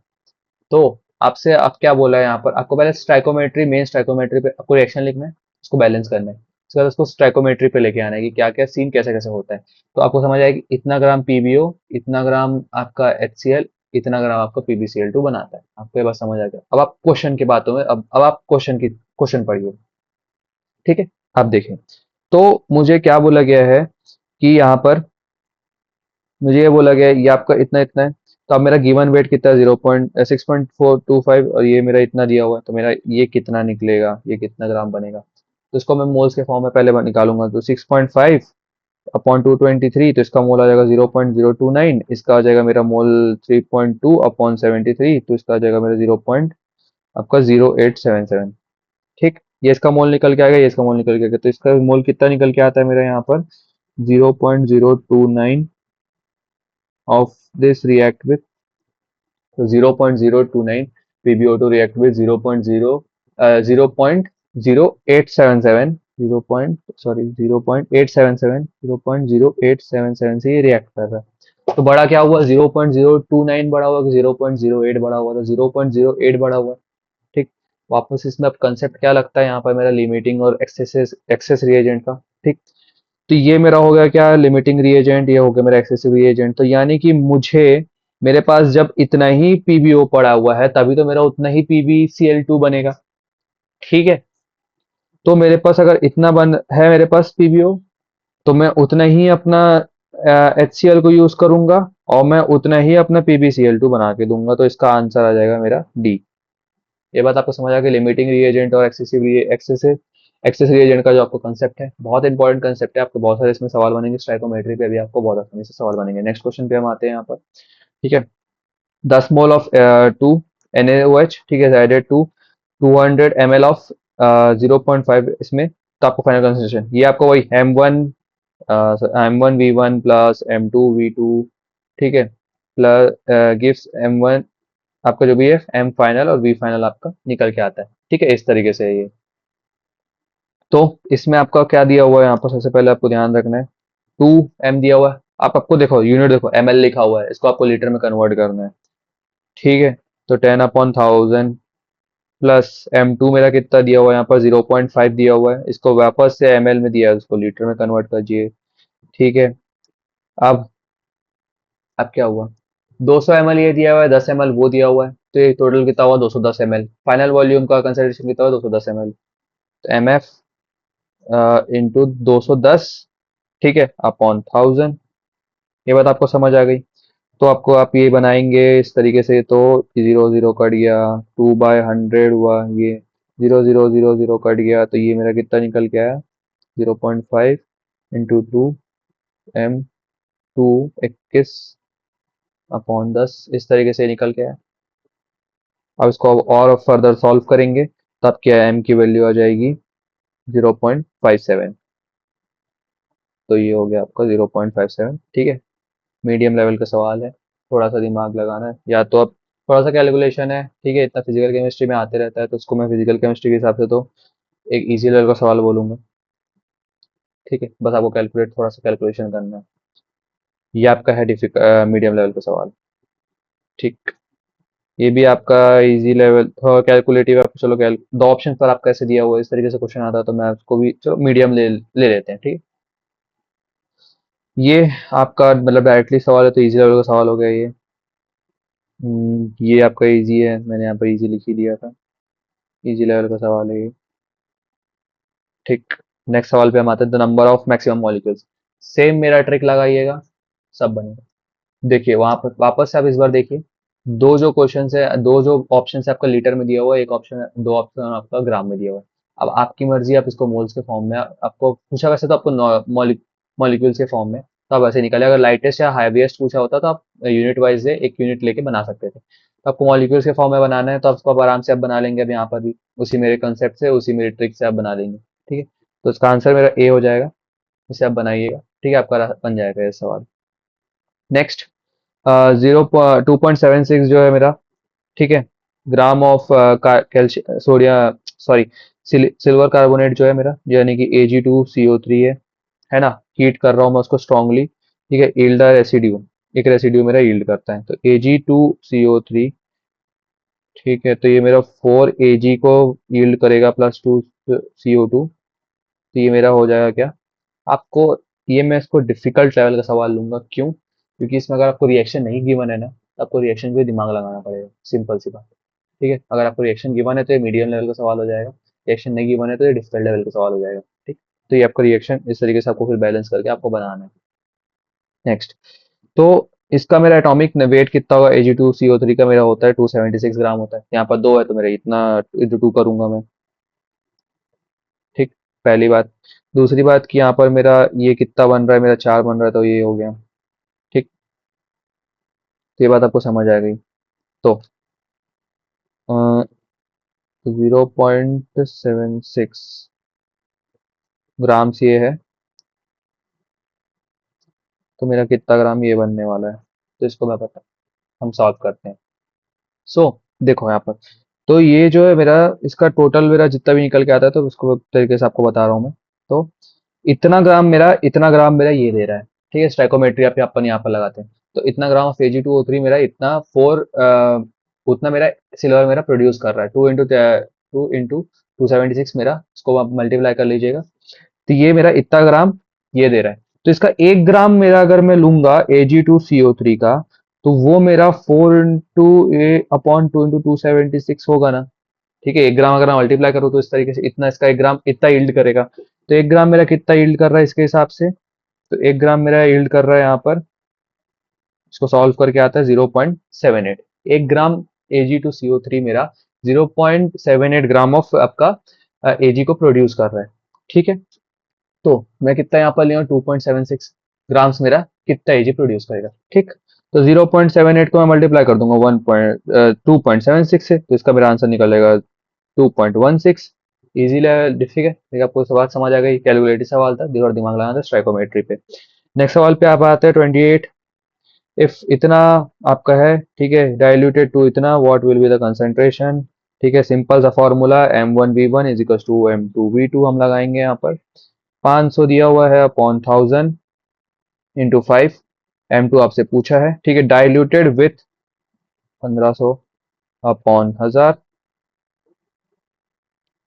ठीक है, दोनों कर दिए। M2 मेरा निकल के आता है कितना, 1.66 M, ठीक। इजी लेवल का सवाल हो गया ये आपका। ठीक है। नेक्स्ट सवाल पे आता है, number of atoms present in one mole of element is equal to the Avogadro number which of the following contain क्या has highest number of molecules. आपको इसको Na के फॉर्म में इसको लेके आना है। तो एक क्वेश्चन वहां पर, दो क्वेश्चन आपने बना लिया होगा, तो एक क्वेश्चन मैं आपको बता दे रहा हूँ फिर से। तो मोल्स से अगर मुझे नंबर ऑफ मॉलिक्यूल्स निकालना है, ठीक है, तो मैं क्या करूंगा, अगर मोल्स में नंबर ऑफ मॉलिक्यूल्स निकालना है तो इंटू Na करूंगा और उसको यहाँ पर से डिवाइड करूंगा इंटू Na। ये कंसेप्ट हम लगाते हैं। मुझे क्या क्या दिया हुआ है। अब यहाँ पर अगर मेरे को एक और कॉन्सेप्ट है, यहाँ पर तो पर मेरे को मास दिया हुआ है, तो मास अगर मेरे को यहाँ से मास निकालना है, मोल्स मास से अगर मेरे को मोल्स निकालना है, ठीक है, तो मैं यहाँ पर डिवाइड करूंगा मॉलिकुलर वेट से, और यहाँ से निकालना है तो मैं मल्टीप्लाई करूंगा मॉलिकुलर वेट से। तो सबसे पहले क्या होगा कि मास, इसको मैं सबसे पहले मोल्स में कन्वर्ट करूंगा, तो 4 अपॉन इसका मास कितना हो जाएगा, ये मेरा मास दिया हुआ है, ठीक है। तो अगर मेरे को मोल्स बनाना है तो उसको डिवाइड करूंगा मॉलिकुलर वेट से, ठीक। तो 4 अपॉन इसका हीलियम का मेरा एटॉमिक मास मेरा क्या हो जाएगा यहाँ पर 4, ठीक। तो इसका कितना है 1 मोल, ठीक है। 4.6 इसका एटॉमिक मास कितना हो जाएगा मेरा यहाँ पर 46 है। तो 46 अपॉन इसका एटॉमिक मास होता है 23, वन सॉरी 2 मोल्स हो गया। 0.40 अपॉन इसका कितना हो जाता है मेरा 40, तो मेरा हो जाएगा कितना नीचे से 1/10, तो 0.01 मोल, ठीक है।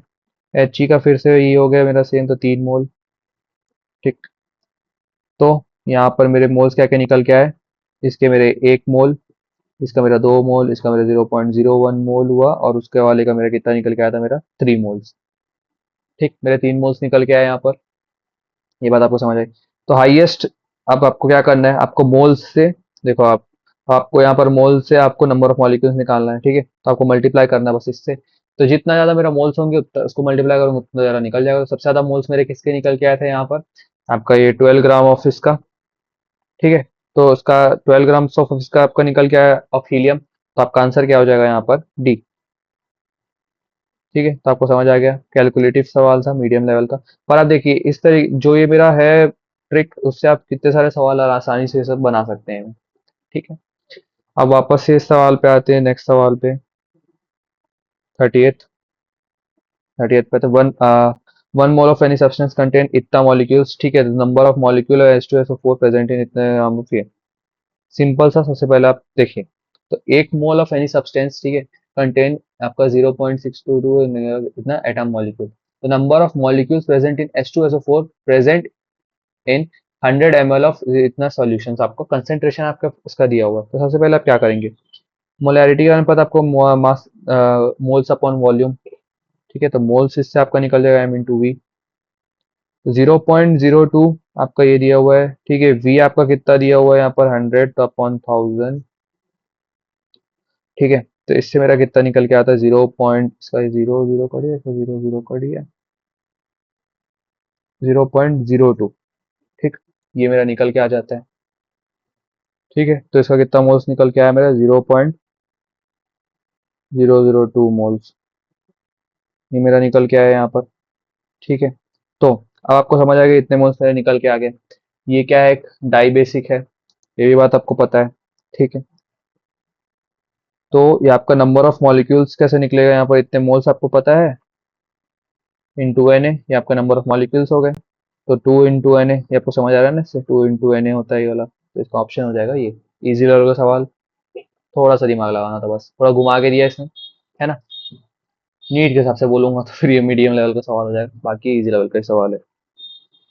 अब आते हैं नेक्स्ट क्वेश्चन पे, विच of the following statement is correct for the reaction given below. ये मेरा रिएक्शन दिया हुआ है यहाँ पर, ठीक। तो यहाँ पर है कि total mass of iron and oxygen in the reactant, ठीक है, is equal to the total mass of iron and oxygen in the product, therefore it follows laws of mass of conservation of mass, ठीक। पहला चीज। दूसरा, total mass of reactant is equal to total mass of product, यानी कि ये मेरा law of multiple proportion को follow कर रहा है।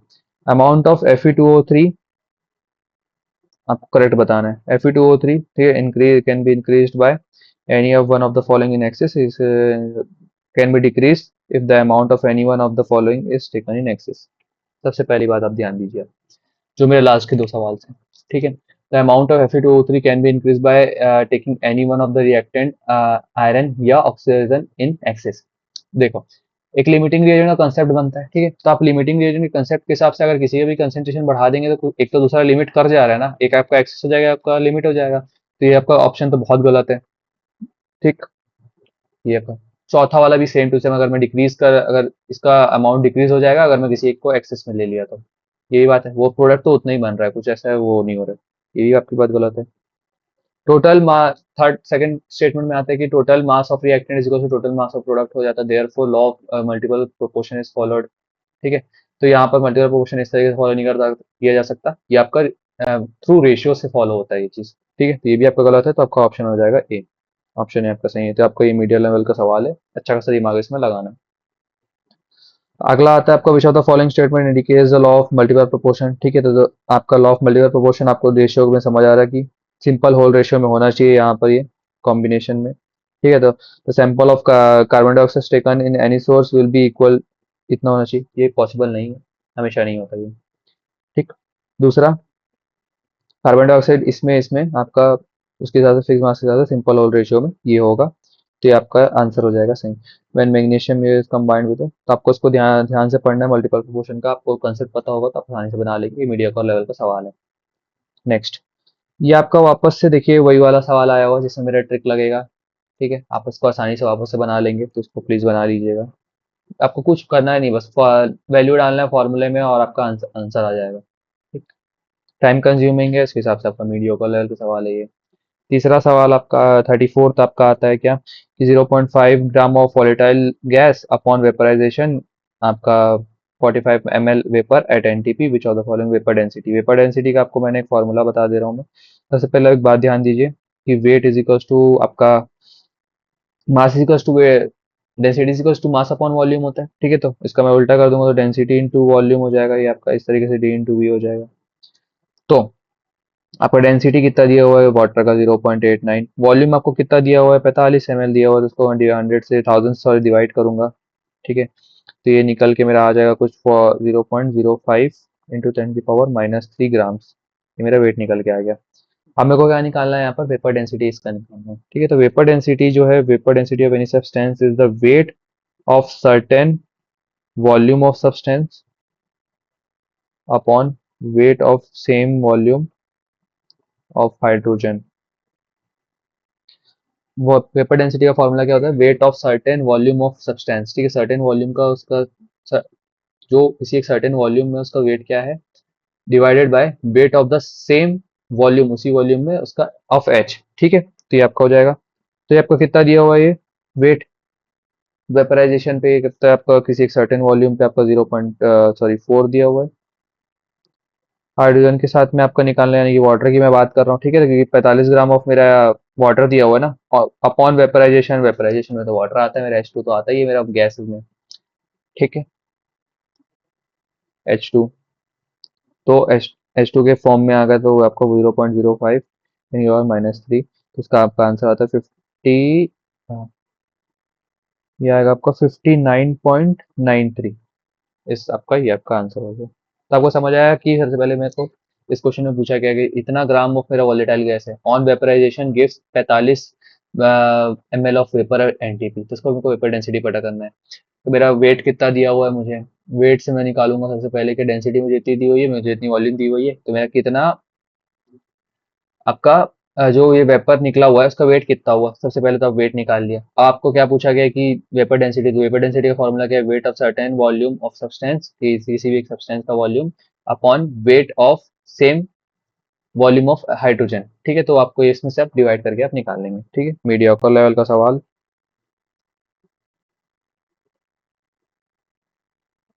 मीडियम, ठीक है? नेक्स्ट सवाल पे हम आते हैं यहाँ पर, ठीक है? तो नेक्स्ट सवाल क्या आता है कि हाँ, तो suppose the element X and Y combine to form M का कंपाउंड XY2 बन रहा है, अगला कंपाउंड X3Y3 बन रहा है, तो जब 0.5 मोल ऑफ ये वेज 10 इतना ग्राम और इतना इतना ग्राम्स वो वे करता है, 0.5 मोल्स वे इतना ग्राम और इतना वे से इतना ग्राम। इसमें शायद ना कुछ एक छोटा सा ग्लिच है इस क्वेश्चन में, शायद वो एक्स और वाई की वैल्यू भी डालना है यहाँ पर, तो भूल गए हैं।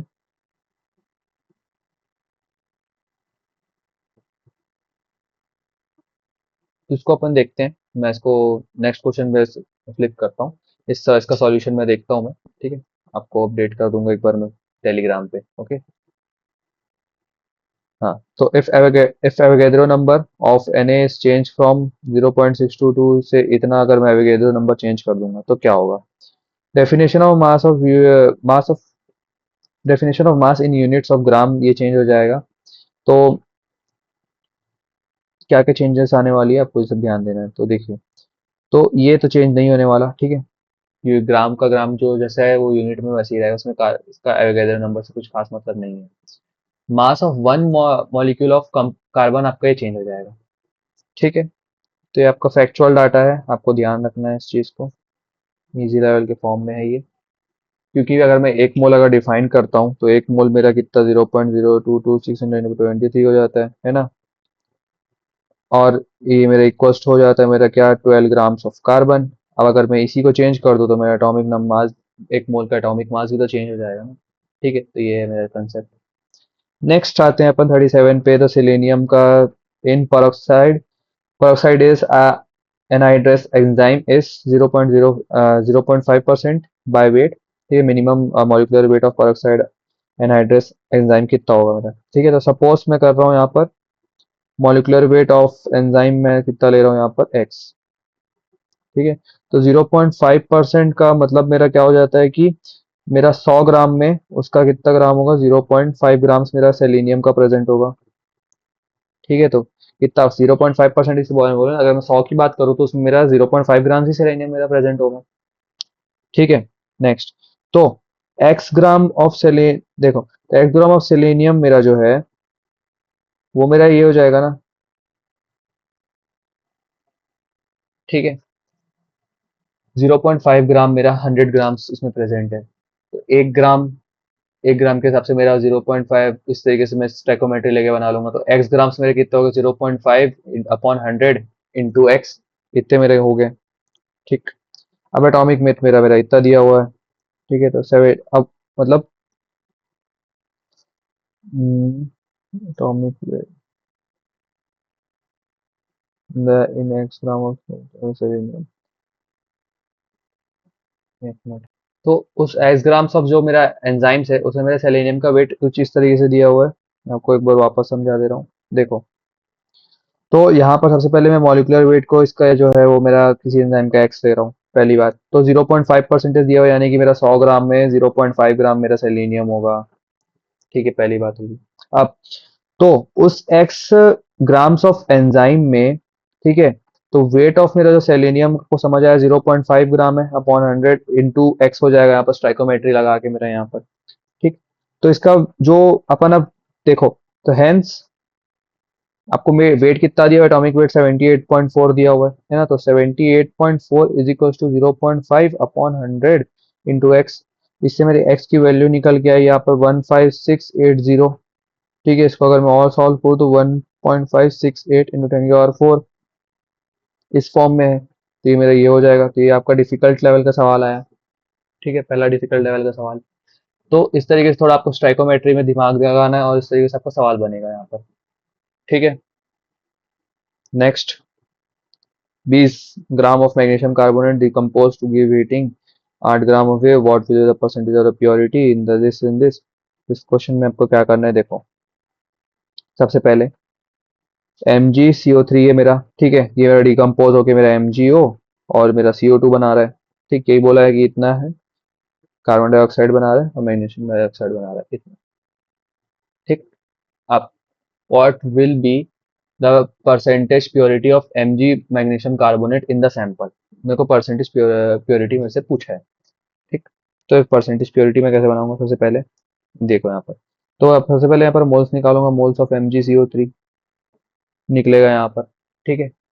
तो अपन यहाँ पर अब मोल्स निकालेंगे यहाँ पर इसका, ठीक है। तो मोल्स के हिसाब से मेरा गिवन वेट में जब 20 दिया हुआ है और इसका एटॉमिक वेट हो जाता है मेरा 84 Mg2CO3 का, तो मेरा मोल्स निकल के आता है 238 मोल्स आ जाता है, ठीक है। तो एक मोल, ठीक है, मेरा gave 1 mole of MgCO MgO, ठीक है।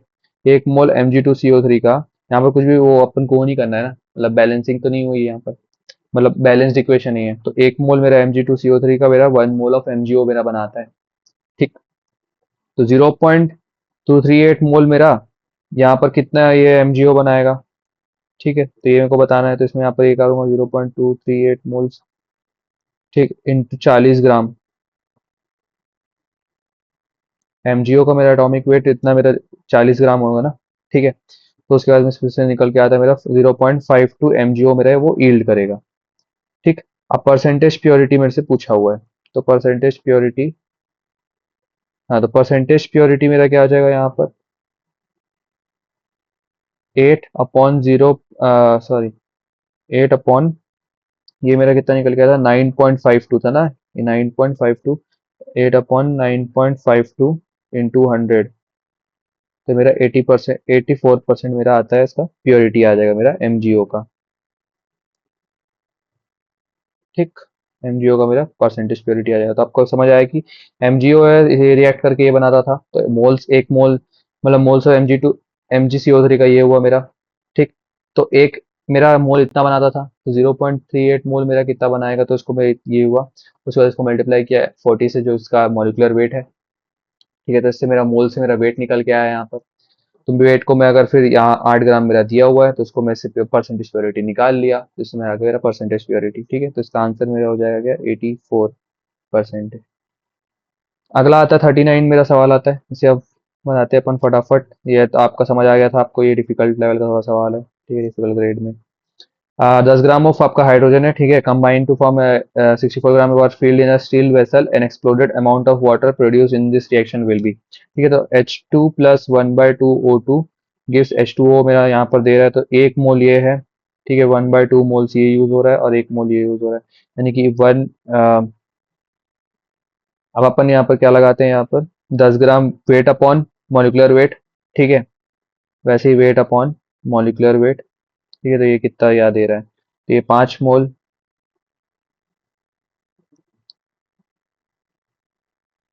ये मेरा 2 मोल, और ये मेरा कितना मोल दे रहा है। ठीक है, तो 1 मोल से मेरा 1/2 मोल्स बन रहा था। ठीक है, तो यहाँ पर मेरा 2 मोल ऑफ जो मेरा ऑक्सीजन है, ठीक है, 2 मोल ऑफ ऑक्सीजन से एक मतलब 1 मोल अगर मैं हाइड्रोजन यूज कर रहा हूँ और 1/2 मोल्स अगर मैं यूज कर रहा हूँ ऑक्सीजन के, तो उससे मेरे 1 मोल ऑफ H2O बन रहा है। ठीक, अब मेरे पास यहाँ पर 2 मोल ऑफ ऑक्सीजन है, 5 मोल ऑफ ये है, तो लिमिटिंग रिएजेंट मेरा HO2 हुआ मेरा, और एक्सेसिव रिएजेंट मेरा H2 हुआ। ठीक, तो यहाँ पर अगर मैं 2 मोल अगर मैं ऑक्सीजन का यूज कर रहा हूँ, ठीक है, तो यहाँ पर मेरा क्या हो जाएगा, यहाँ पर 4 मोल्स ऑफ H2O बनेगा, क्योंकि आपको समझ आएगा, हाफ मोल से एक बन रहा था, तो 1 मोल से मेरा 2 बना और 2 मोल से मेरे 4 बने, तो यहाँ पर मेरे 4 मोल्स हो जाएंगे। ठीक है, मीडियम लेवल का सवाल। ठीक है, नेक्स्ट आपका आता है क्या, हैवर प्रोसेस है, ठीक है, इतना आपका हाइड्रोजन है, taken of which yield 50% of the expected product, what will the composition of gases amount, ये। ठीक है, तो इसका आप सॉल्यूशन देखिए। सबसे पहले N2 हुआ मेरा, ठीक है, +3H2 गिव्स 2NH3, इस फॉर्म में हुआ। तो एक भी ये इसका इतना वॉल्यूम और इसका इतना वॉल्यूम ले रहा हूँ मैं, इतना इतना स्टैइकोमेट्रिक के हिसाब से आपको समझ आ रहा है ये चीज, कि ये वन वॉल्यूम, ये 3 वॉल्यूम, ये 2 वॉल्यूम हो गया। ठीक है, तो ये 10 लीटर, ये 30 लीटर और ये 20 लीटर। ठीक, ये इस तरीके से हुआ। आप क्वेश्चन के हिसाब से आपको क्या दिया हुआ है, अब देखो, तो आपको क्वेश्चन के हिसाब से क्या दिया हुआ है कि 30 लीटर ऑफ ये और 30 लीटर ऑफ दिस, ठीक है, ये 50% ऑफ द एक्सपेक्टेड प्रोडक्ट, 50% मेरा एक्सपेक्टेड प्रोडक्ट का निकाला है। ठीक है, तो अगर 50% ही मेरा एक्सपेक्टेड प्रोडक्ट बन रहा है, तो इसका 10 लीटर बनना चाहिए, है ना। 50 इस अगर रिएक्शन करवाऊँ तो इसमें 50%, 50% के हिसाब से ये मेरा 10 लीटर ही करना चाहिए। ठीक है, रिएक्शन। तो तो फॉर प्रोडक्शन, ठीक है, ऑफ 10 लीटर, तो मेरा इसमें आप क्या लगेगा, यहाँ पर 5 लीटर ऑफ N2 लग जाएगा और मेरा 15 लीटर ऑफ H2 लगेगा। ठीक है, कैसे, कैसे, क्योंकि अगर 50% ये हो रहा है, तो 50% ये है, और 50% के हिसाब से इसका भी ये वाला सीन हुआ। ठीक है, तब जाके ये चीज होती है। तो ये चीज कंसेप्ट हुआ। तो H2 मेरा कितना यूज हो रहा है यहाँ पर, 30 में से माइनस 15 करूंगा तो मेरा 15 लीटर। ठीक है, N2 जो है मेरा 30 में से अगर मैं 5 माइनस करूंगा तो मेरा 25 लीटर। और NH3 मेरा 10 लीटर बन रहा है यहाँ पर। तो इससे आपको समझ आएगा स्टोइकोमेट्री है। 10 लीटर अमोनिया, 25 लीटर नाइट्रोजन और 15 लीटर ये। ठीक है, डिफिकल्ट ग्रेड का सवाल। ठीक है, नेक्स्ट सवाल पे हम आते हैं 41 पे। ठीक है, आइडियल गैस है। ठीक है, आइडियल गैस मिक्सचर है C2H6 और इथेन का है, ऑक्यूपाई 28 लीटर एट 1 atm। ठीक है, the mixture react completely with इतने gram of air to produce इतना इतना मोल कॉन्सेप्ट। ये डिफिकल्ट लेवल का सवाल पहले बता दे रहा हूँ मैं आपको। तो आपको क्या करना है देखिए, C2H6 है plus 3.5 O2 gives 2 CO2 plus H2O। ठीक, एक मिनट। H2O, ठीक है। अब वैसे ही इथेन का भी यहाँ पर रिएक्शन लग रहा है, तो 2O2 gives 2CO2 plus 2H2O। ठीक, तो लेट जो मेरा मान के चले वॉल्यूम ऑफ इथेन जो है वो मेरा हो जाएगा x लीटर हो गया। ठीक है, जो मेरा वॉल्यूम ऑफ इथेन जो है वो मेरा x लीटर्स है यहाँ पर। तो मेरा 22.4 litre into 4 is equals to 3.5x plus 328 minus X. इस फॉर्म में ही होगा। तो यहाँ पर ये क्वेश्चन आपका यहाँ पर बन के रेडी हो जाएगा, ये इक्वेशन। ठीक है, इसको हम आगे सॉल्व करते हैं यहाँ पर। कि 22.4 into 4 into 3.5x plus 3 into 28 minus x. ठीक, ये बात आपको समझ आ गई। तो एक्स की मेरी वैल्यू निकल के आती है 11.2 लीटर आ गई। ठीक, अब एट कांस्टेंट आपका टी पी और वी में डायरेक्टली प्रोपोर्शनल टू एन होता है मेरा वी के वॉल्यूम। तो मोल फ्रैक्शन जो है मेरा ऑफ C2H6, ठीक है, तो मेरा 11.2 अपॉन 28 हो जाएगा, तो इसका 0.4 हो जाएगा। ये आपका होगा क्या, मोल फ्रैक्शन। तो 0.4 आ गया आपका क्या, mole fraction of this in the mixture. ठीक है, अब यहाँ पर आपका 42 क्वेश्चन। ठीक है, तो 1 mole of mixture of CO and CO2 require exactly for 28 gram of KOH in solution. ठीक है, for complete conversion of all CO2 into K2CO3। ठीक है, how much amount of more of KOH will be required for conversion into K2CO3 if 1 mole mixture is completely oxidized to आपका CO2। ठीक है, तो सबसे पहले अब इसका अपन सॉल्यूशन देखते हैं यहाँ पर। तो देखिए, आपका CO2 जो है आपका कंबाइन हो जाता है। ठीक है, CO प्लस हाफ 1/2 ठीक है, आपको गिव CO2 देता है। ठीक है, अब ये मेरा KOH के साथ में रिएक्ट होगा, तो के CO2 प्लस 2 KOH आपका K2CO3 रहेगा। तो मोल्स ऑफ मेरा KOH कैसे हो जाएगा, given weight upon molecular weight. इसका गिवन वेट कितना दिया हुआ है, 28 ग्राम्स मेरा दिया हुआ है। ठीक है, इसका मॉलिक्यूलर वेट हो जाएगा मेरा 56। तो इससे मेरा मेरा मोल्स निकल के आ गया। तो it correspond to 0.5 moles, 0.24 moles of CO2। ठीक है, तो ये मेरा करस्पॉन्ड कर रहा है कि 0.25 मोल्स ऑफ CO2 मेरा बता रहा है। ठीक है, हेंस तो मोल्स ऑफ CO मेरा क्या हो जाएगा, 1 माइनस 0.05, तो 0.75 मोल्स मेरा वो फॉर्म्ड हो जाएगा। तो मोल्स ऑफ मेरा KOH रिक्वायर्ड हो जाएगा मेरा यहाँ पर 2 इंटू 0.75। तो ये मेरा आ जाएगा आंसर यहाँ पर। तो इसको आप देख लीजिए यहाँ पर इस सवाल को। थोड़ा सा ये टफ लेवल का सवाल है, तो उसको आपको एक दो बार देखना पड़ेगा।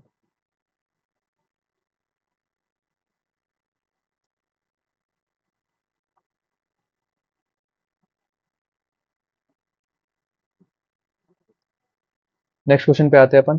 100 क्यूब मीटर इतना है मिक्स विथ आपका ये है। ठीक है, तो रिजल्टेंट सॉल्यूशन आपका क्या होगा और उसका पीएच आपका क्या होगा, आपको ये बताना है। सबसे पहले ये तो ये आपका N1V1 माइनस N2V2। क्यों, क्योंकि ये एसिड है और ये बेस है, तो माइनस हो जाता है इसमें।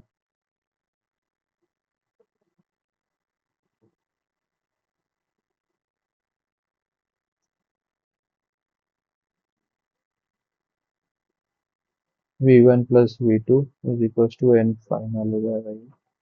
तो एन फाइनल मेरा निकल के आता है क्या, 0.2 into 100 minus 0.1 into 100 upon 100 plus 100। ठीक है, तो 10/200 is equal to 0.05 N NaOH।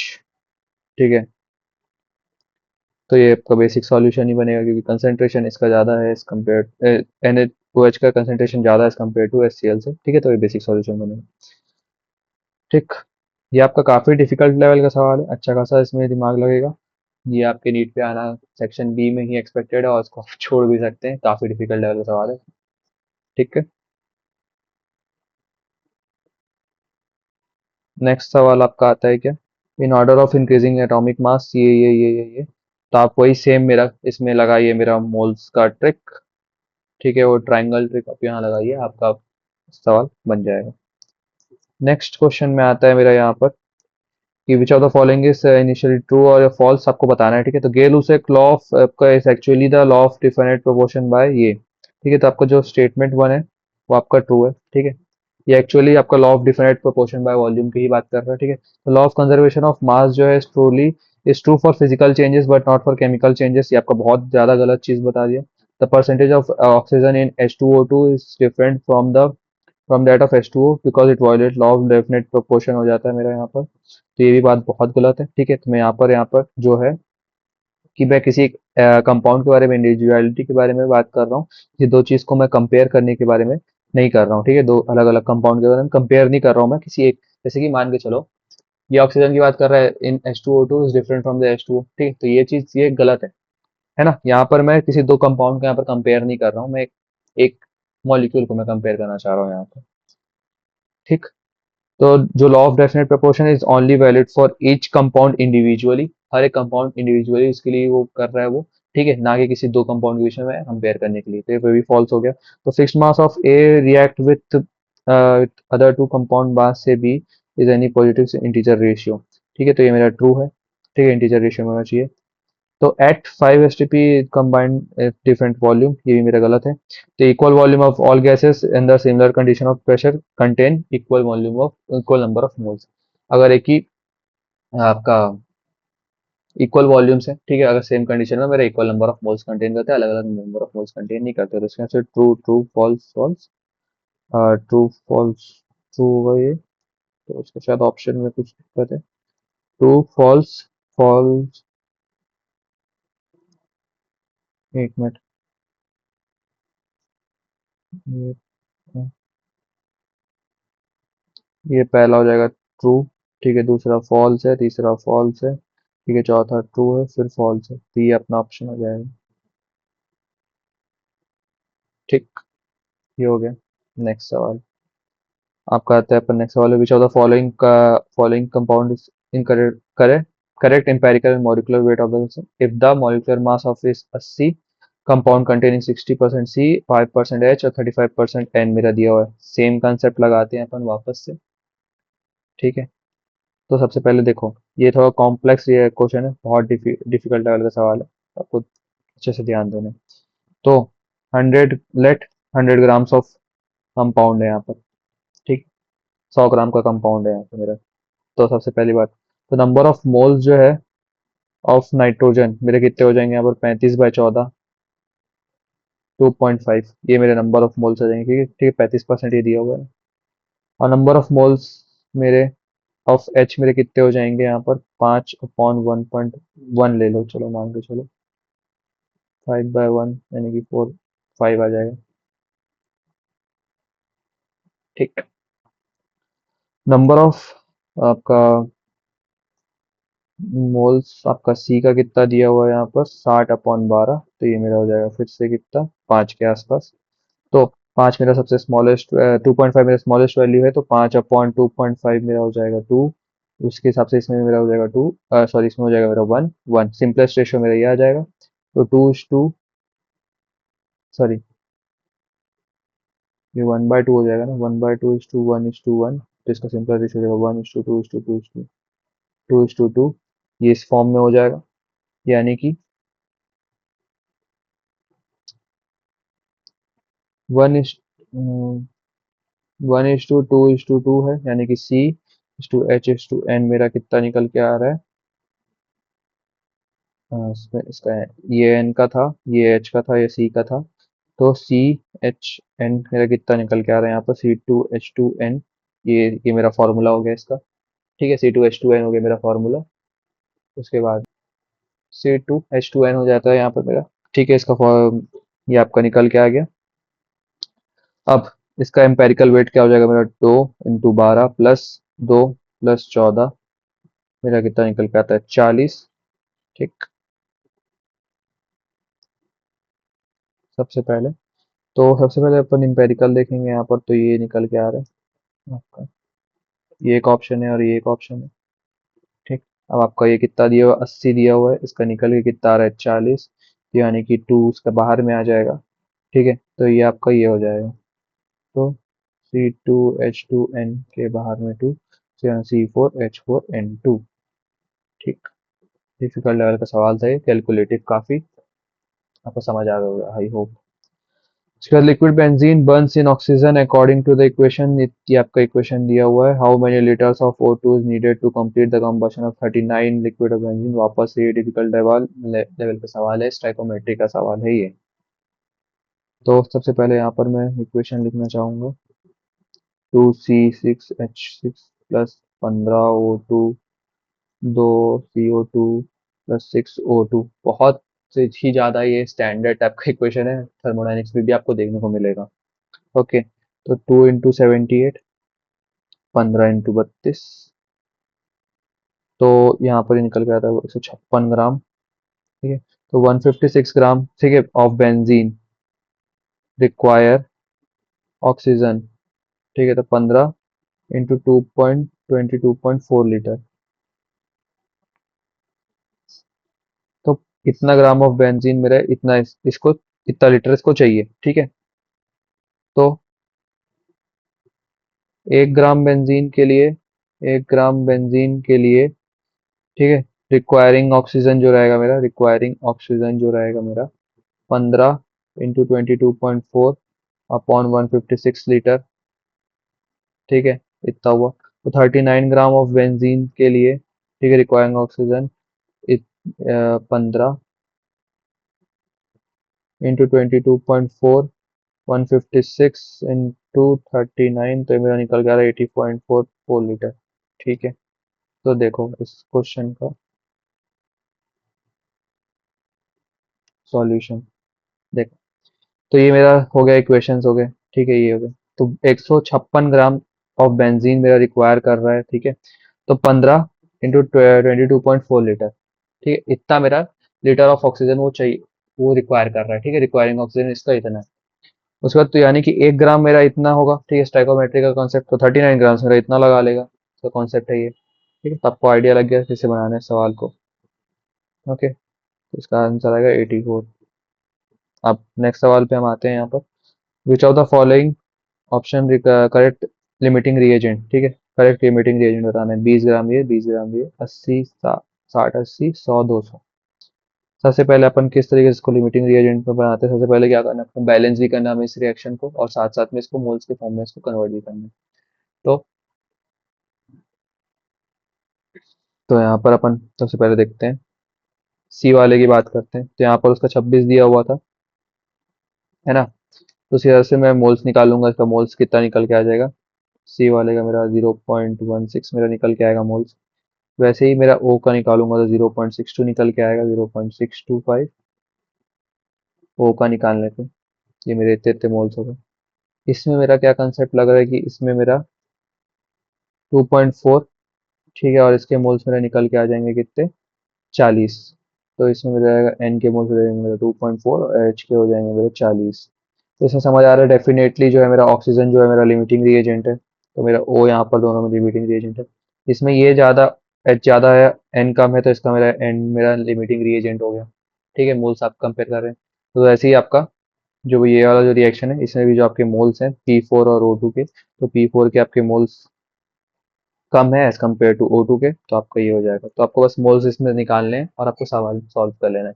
ठीक है, डिफिकल्ट लग रहा है ये, ठीक है, पर इसको ये मीडियोकर लेवल का सवाल है ये आपका, है ना। लास्ट लास्ट सेकंड क्वेश्चन आपका, तो number of molarity with 25 gram of ये सेम वॉल्यूम ऑफ दिस, तो आपको कैसे पता करना है, तो मोलैरिटी जो होता है मेरा डायरेक्टली प्रोपोर्शनल होता है एन ऑफ द सॉल्यूट, यानी कि मोल्स ऑफ द सॉल्यूट पे डिपेंड करता है, ये डायरेक्टली प्रोपोर्शनल होता है। तो एन ऑफ NaOH जो है मेरा 25 है, अपॉन 40 लगाऊंगा तो 0.625, वैसे ही इसका एन जो है मेरा किसका, LiOH का जो मेरा एन रहेगा वो मेरा 25/24 1.04, N of L O H thrice का हो जाएगा मेरा क्या, 0.32, ऑफ एन ऑफ के ओ एच मेरा हो जाएगा 0.45, ठीक है, और N of B O H three का हो जाएगा मेरा कितना, 0.043, ठीक है। Given weight upon molecular weight आपको करके निकालना है, आपको पता है मोलैरिटी इसका, इसमें बस मेन सेंट्रल कंसेप्ट ये है, molarity is proportional to the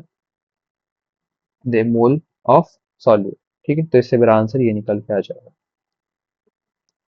last सवाल आपका, which what is the mass of precipitate formed when 50 ml of इतना परसेंटेज ये combined mixed with इतना, ठीक है। तो फॉर कैलकुलेशन ऑफ आपका मास, ठीक है, तो आपको एक बात समझना है कि 16.9 ग्राम, ठीक है, मीन्स आपका कितना होगा कि 16.9 ग्राम जो है, ठीक है, present in 100 ml of solution में प्रेजेंट है। सबसे पहली बात आपको ये चीज याद रखनी है, ठीक।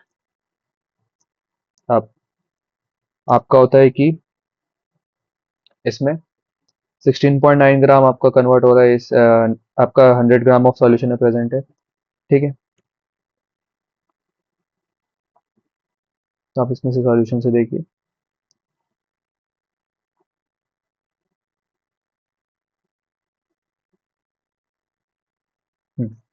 फॉर कैलकुलेशन आपका Na in equal volume with the help of mole concept, ठीक है। सबसे पहले आपको 16.9 ग्राम 16.9% सॉल्यूशन ऑफ AgNO3 मीन्स क्या होता है, 16.9 ग्राम जो है मेरा आपका AgNO3 है मेरा present in 100 ml of solution. तो 8.4 gram of AgNO3 will be present in 50 ml of solution. मैं इसको हाफ कर दिया, दोनों को हाफ हाफ कर दिया यहाँ पर, ठीक।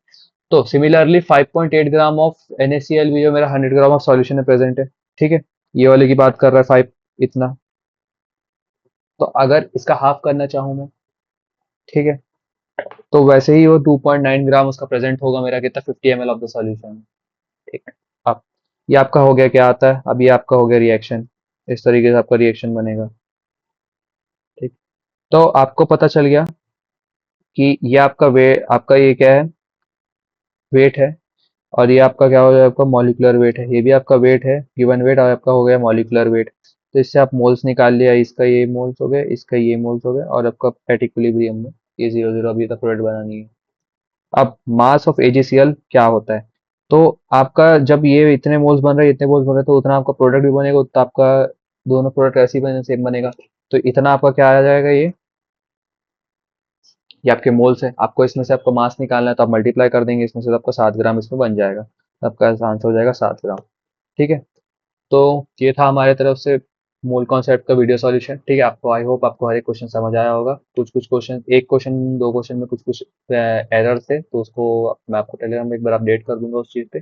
बाकी हर एक क्वेश्चन आपको समझ आ गया होगा। इसी तरीके से आपको सवाल बनाने हैं। ये आपका एक मीडियोकर लेवल का सवाल, डिफिकल्ट लेवल का सवाल था ये। तो आपको समझ आ गया होगा कि किस तरीके से आपको क्वेश्चन को सेग्रीगेशन करना है, किस तरीके से आपको क्वेश्चन को पहचानना, आप सीख गए होंगे आप मेरे साथ में बना के क्वेश्चन।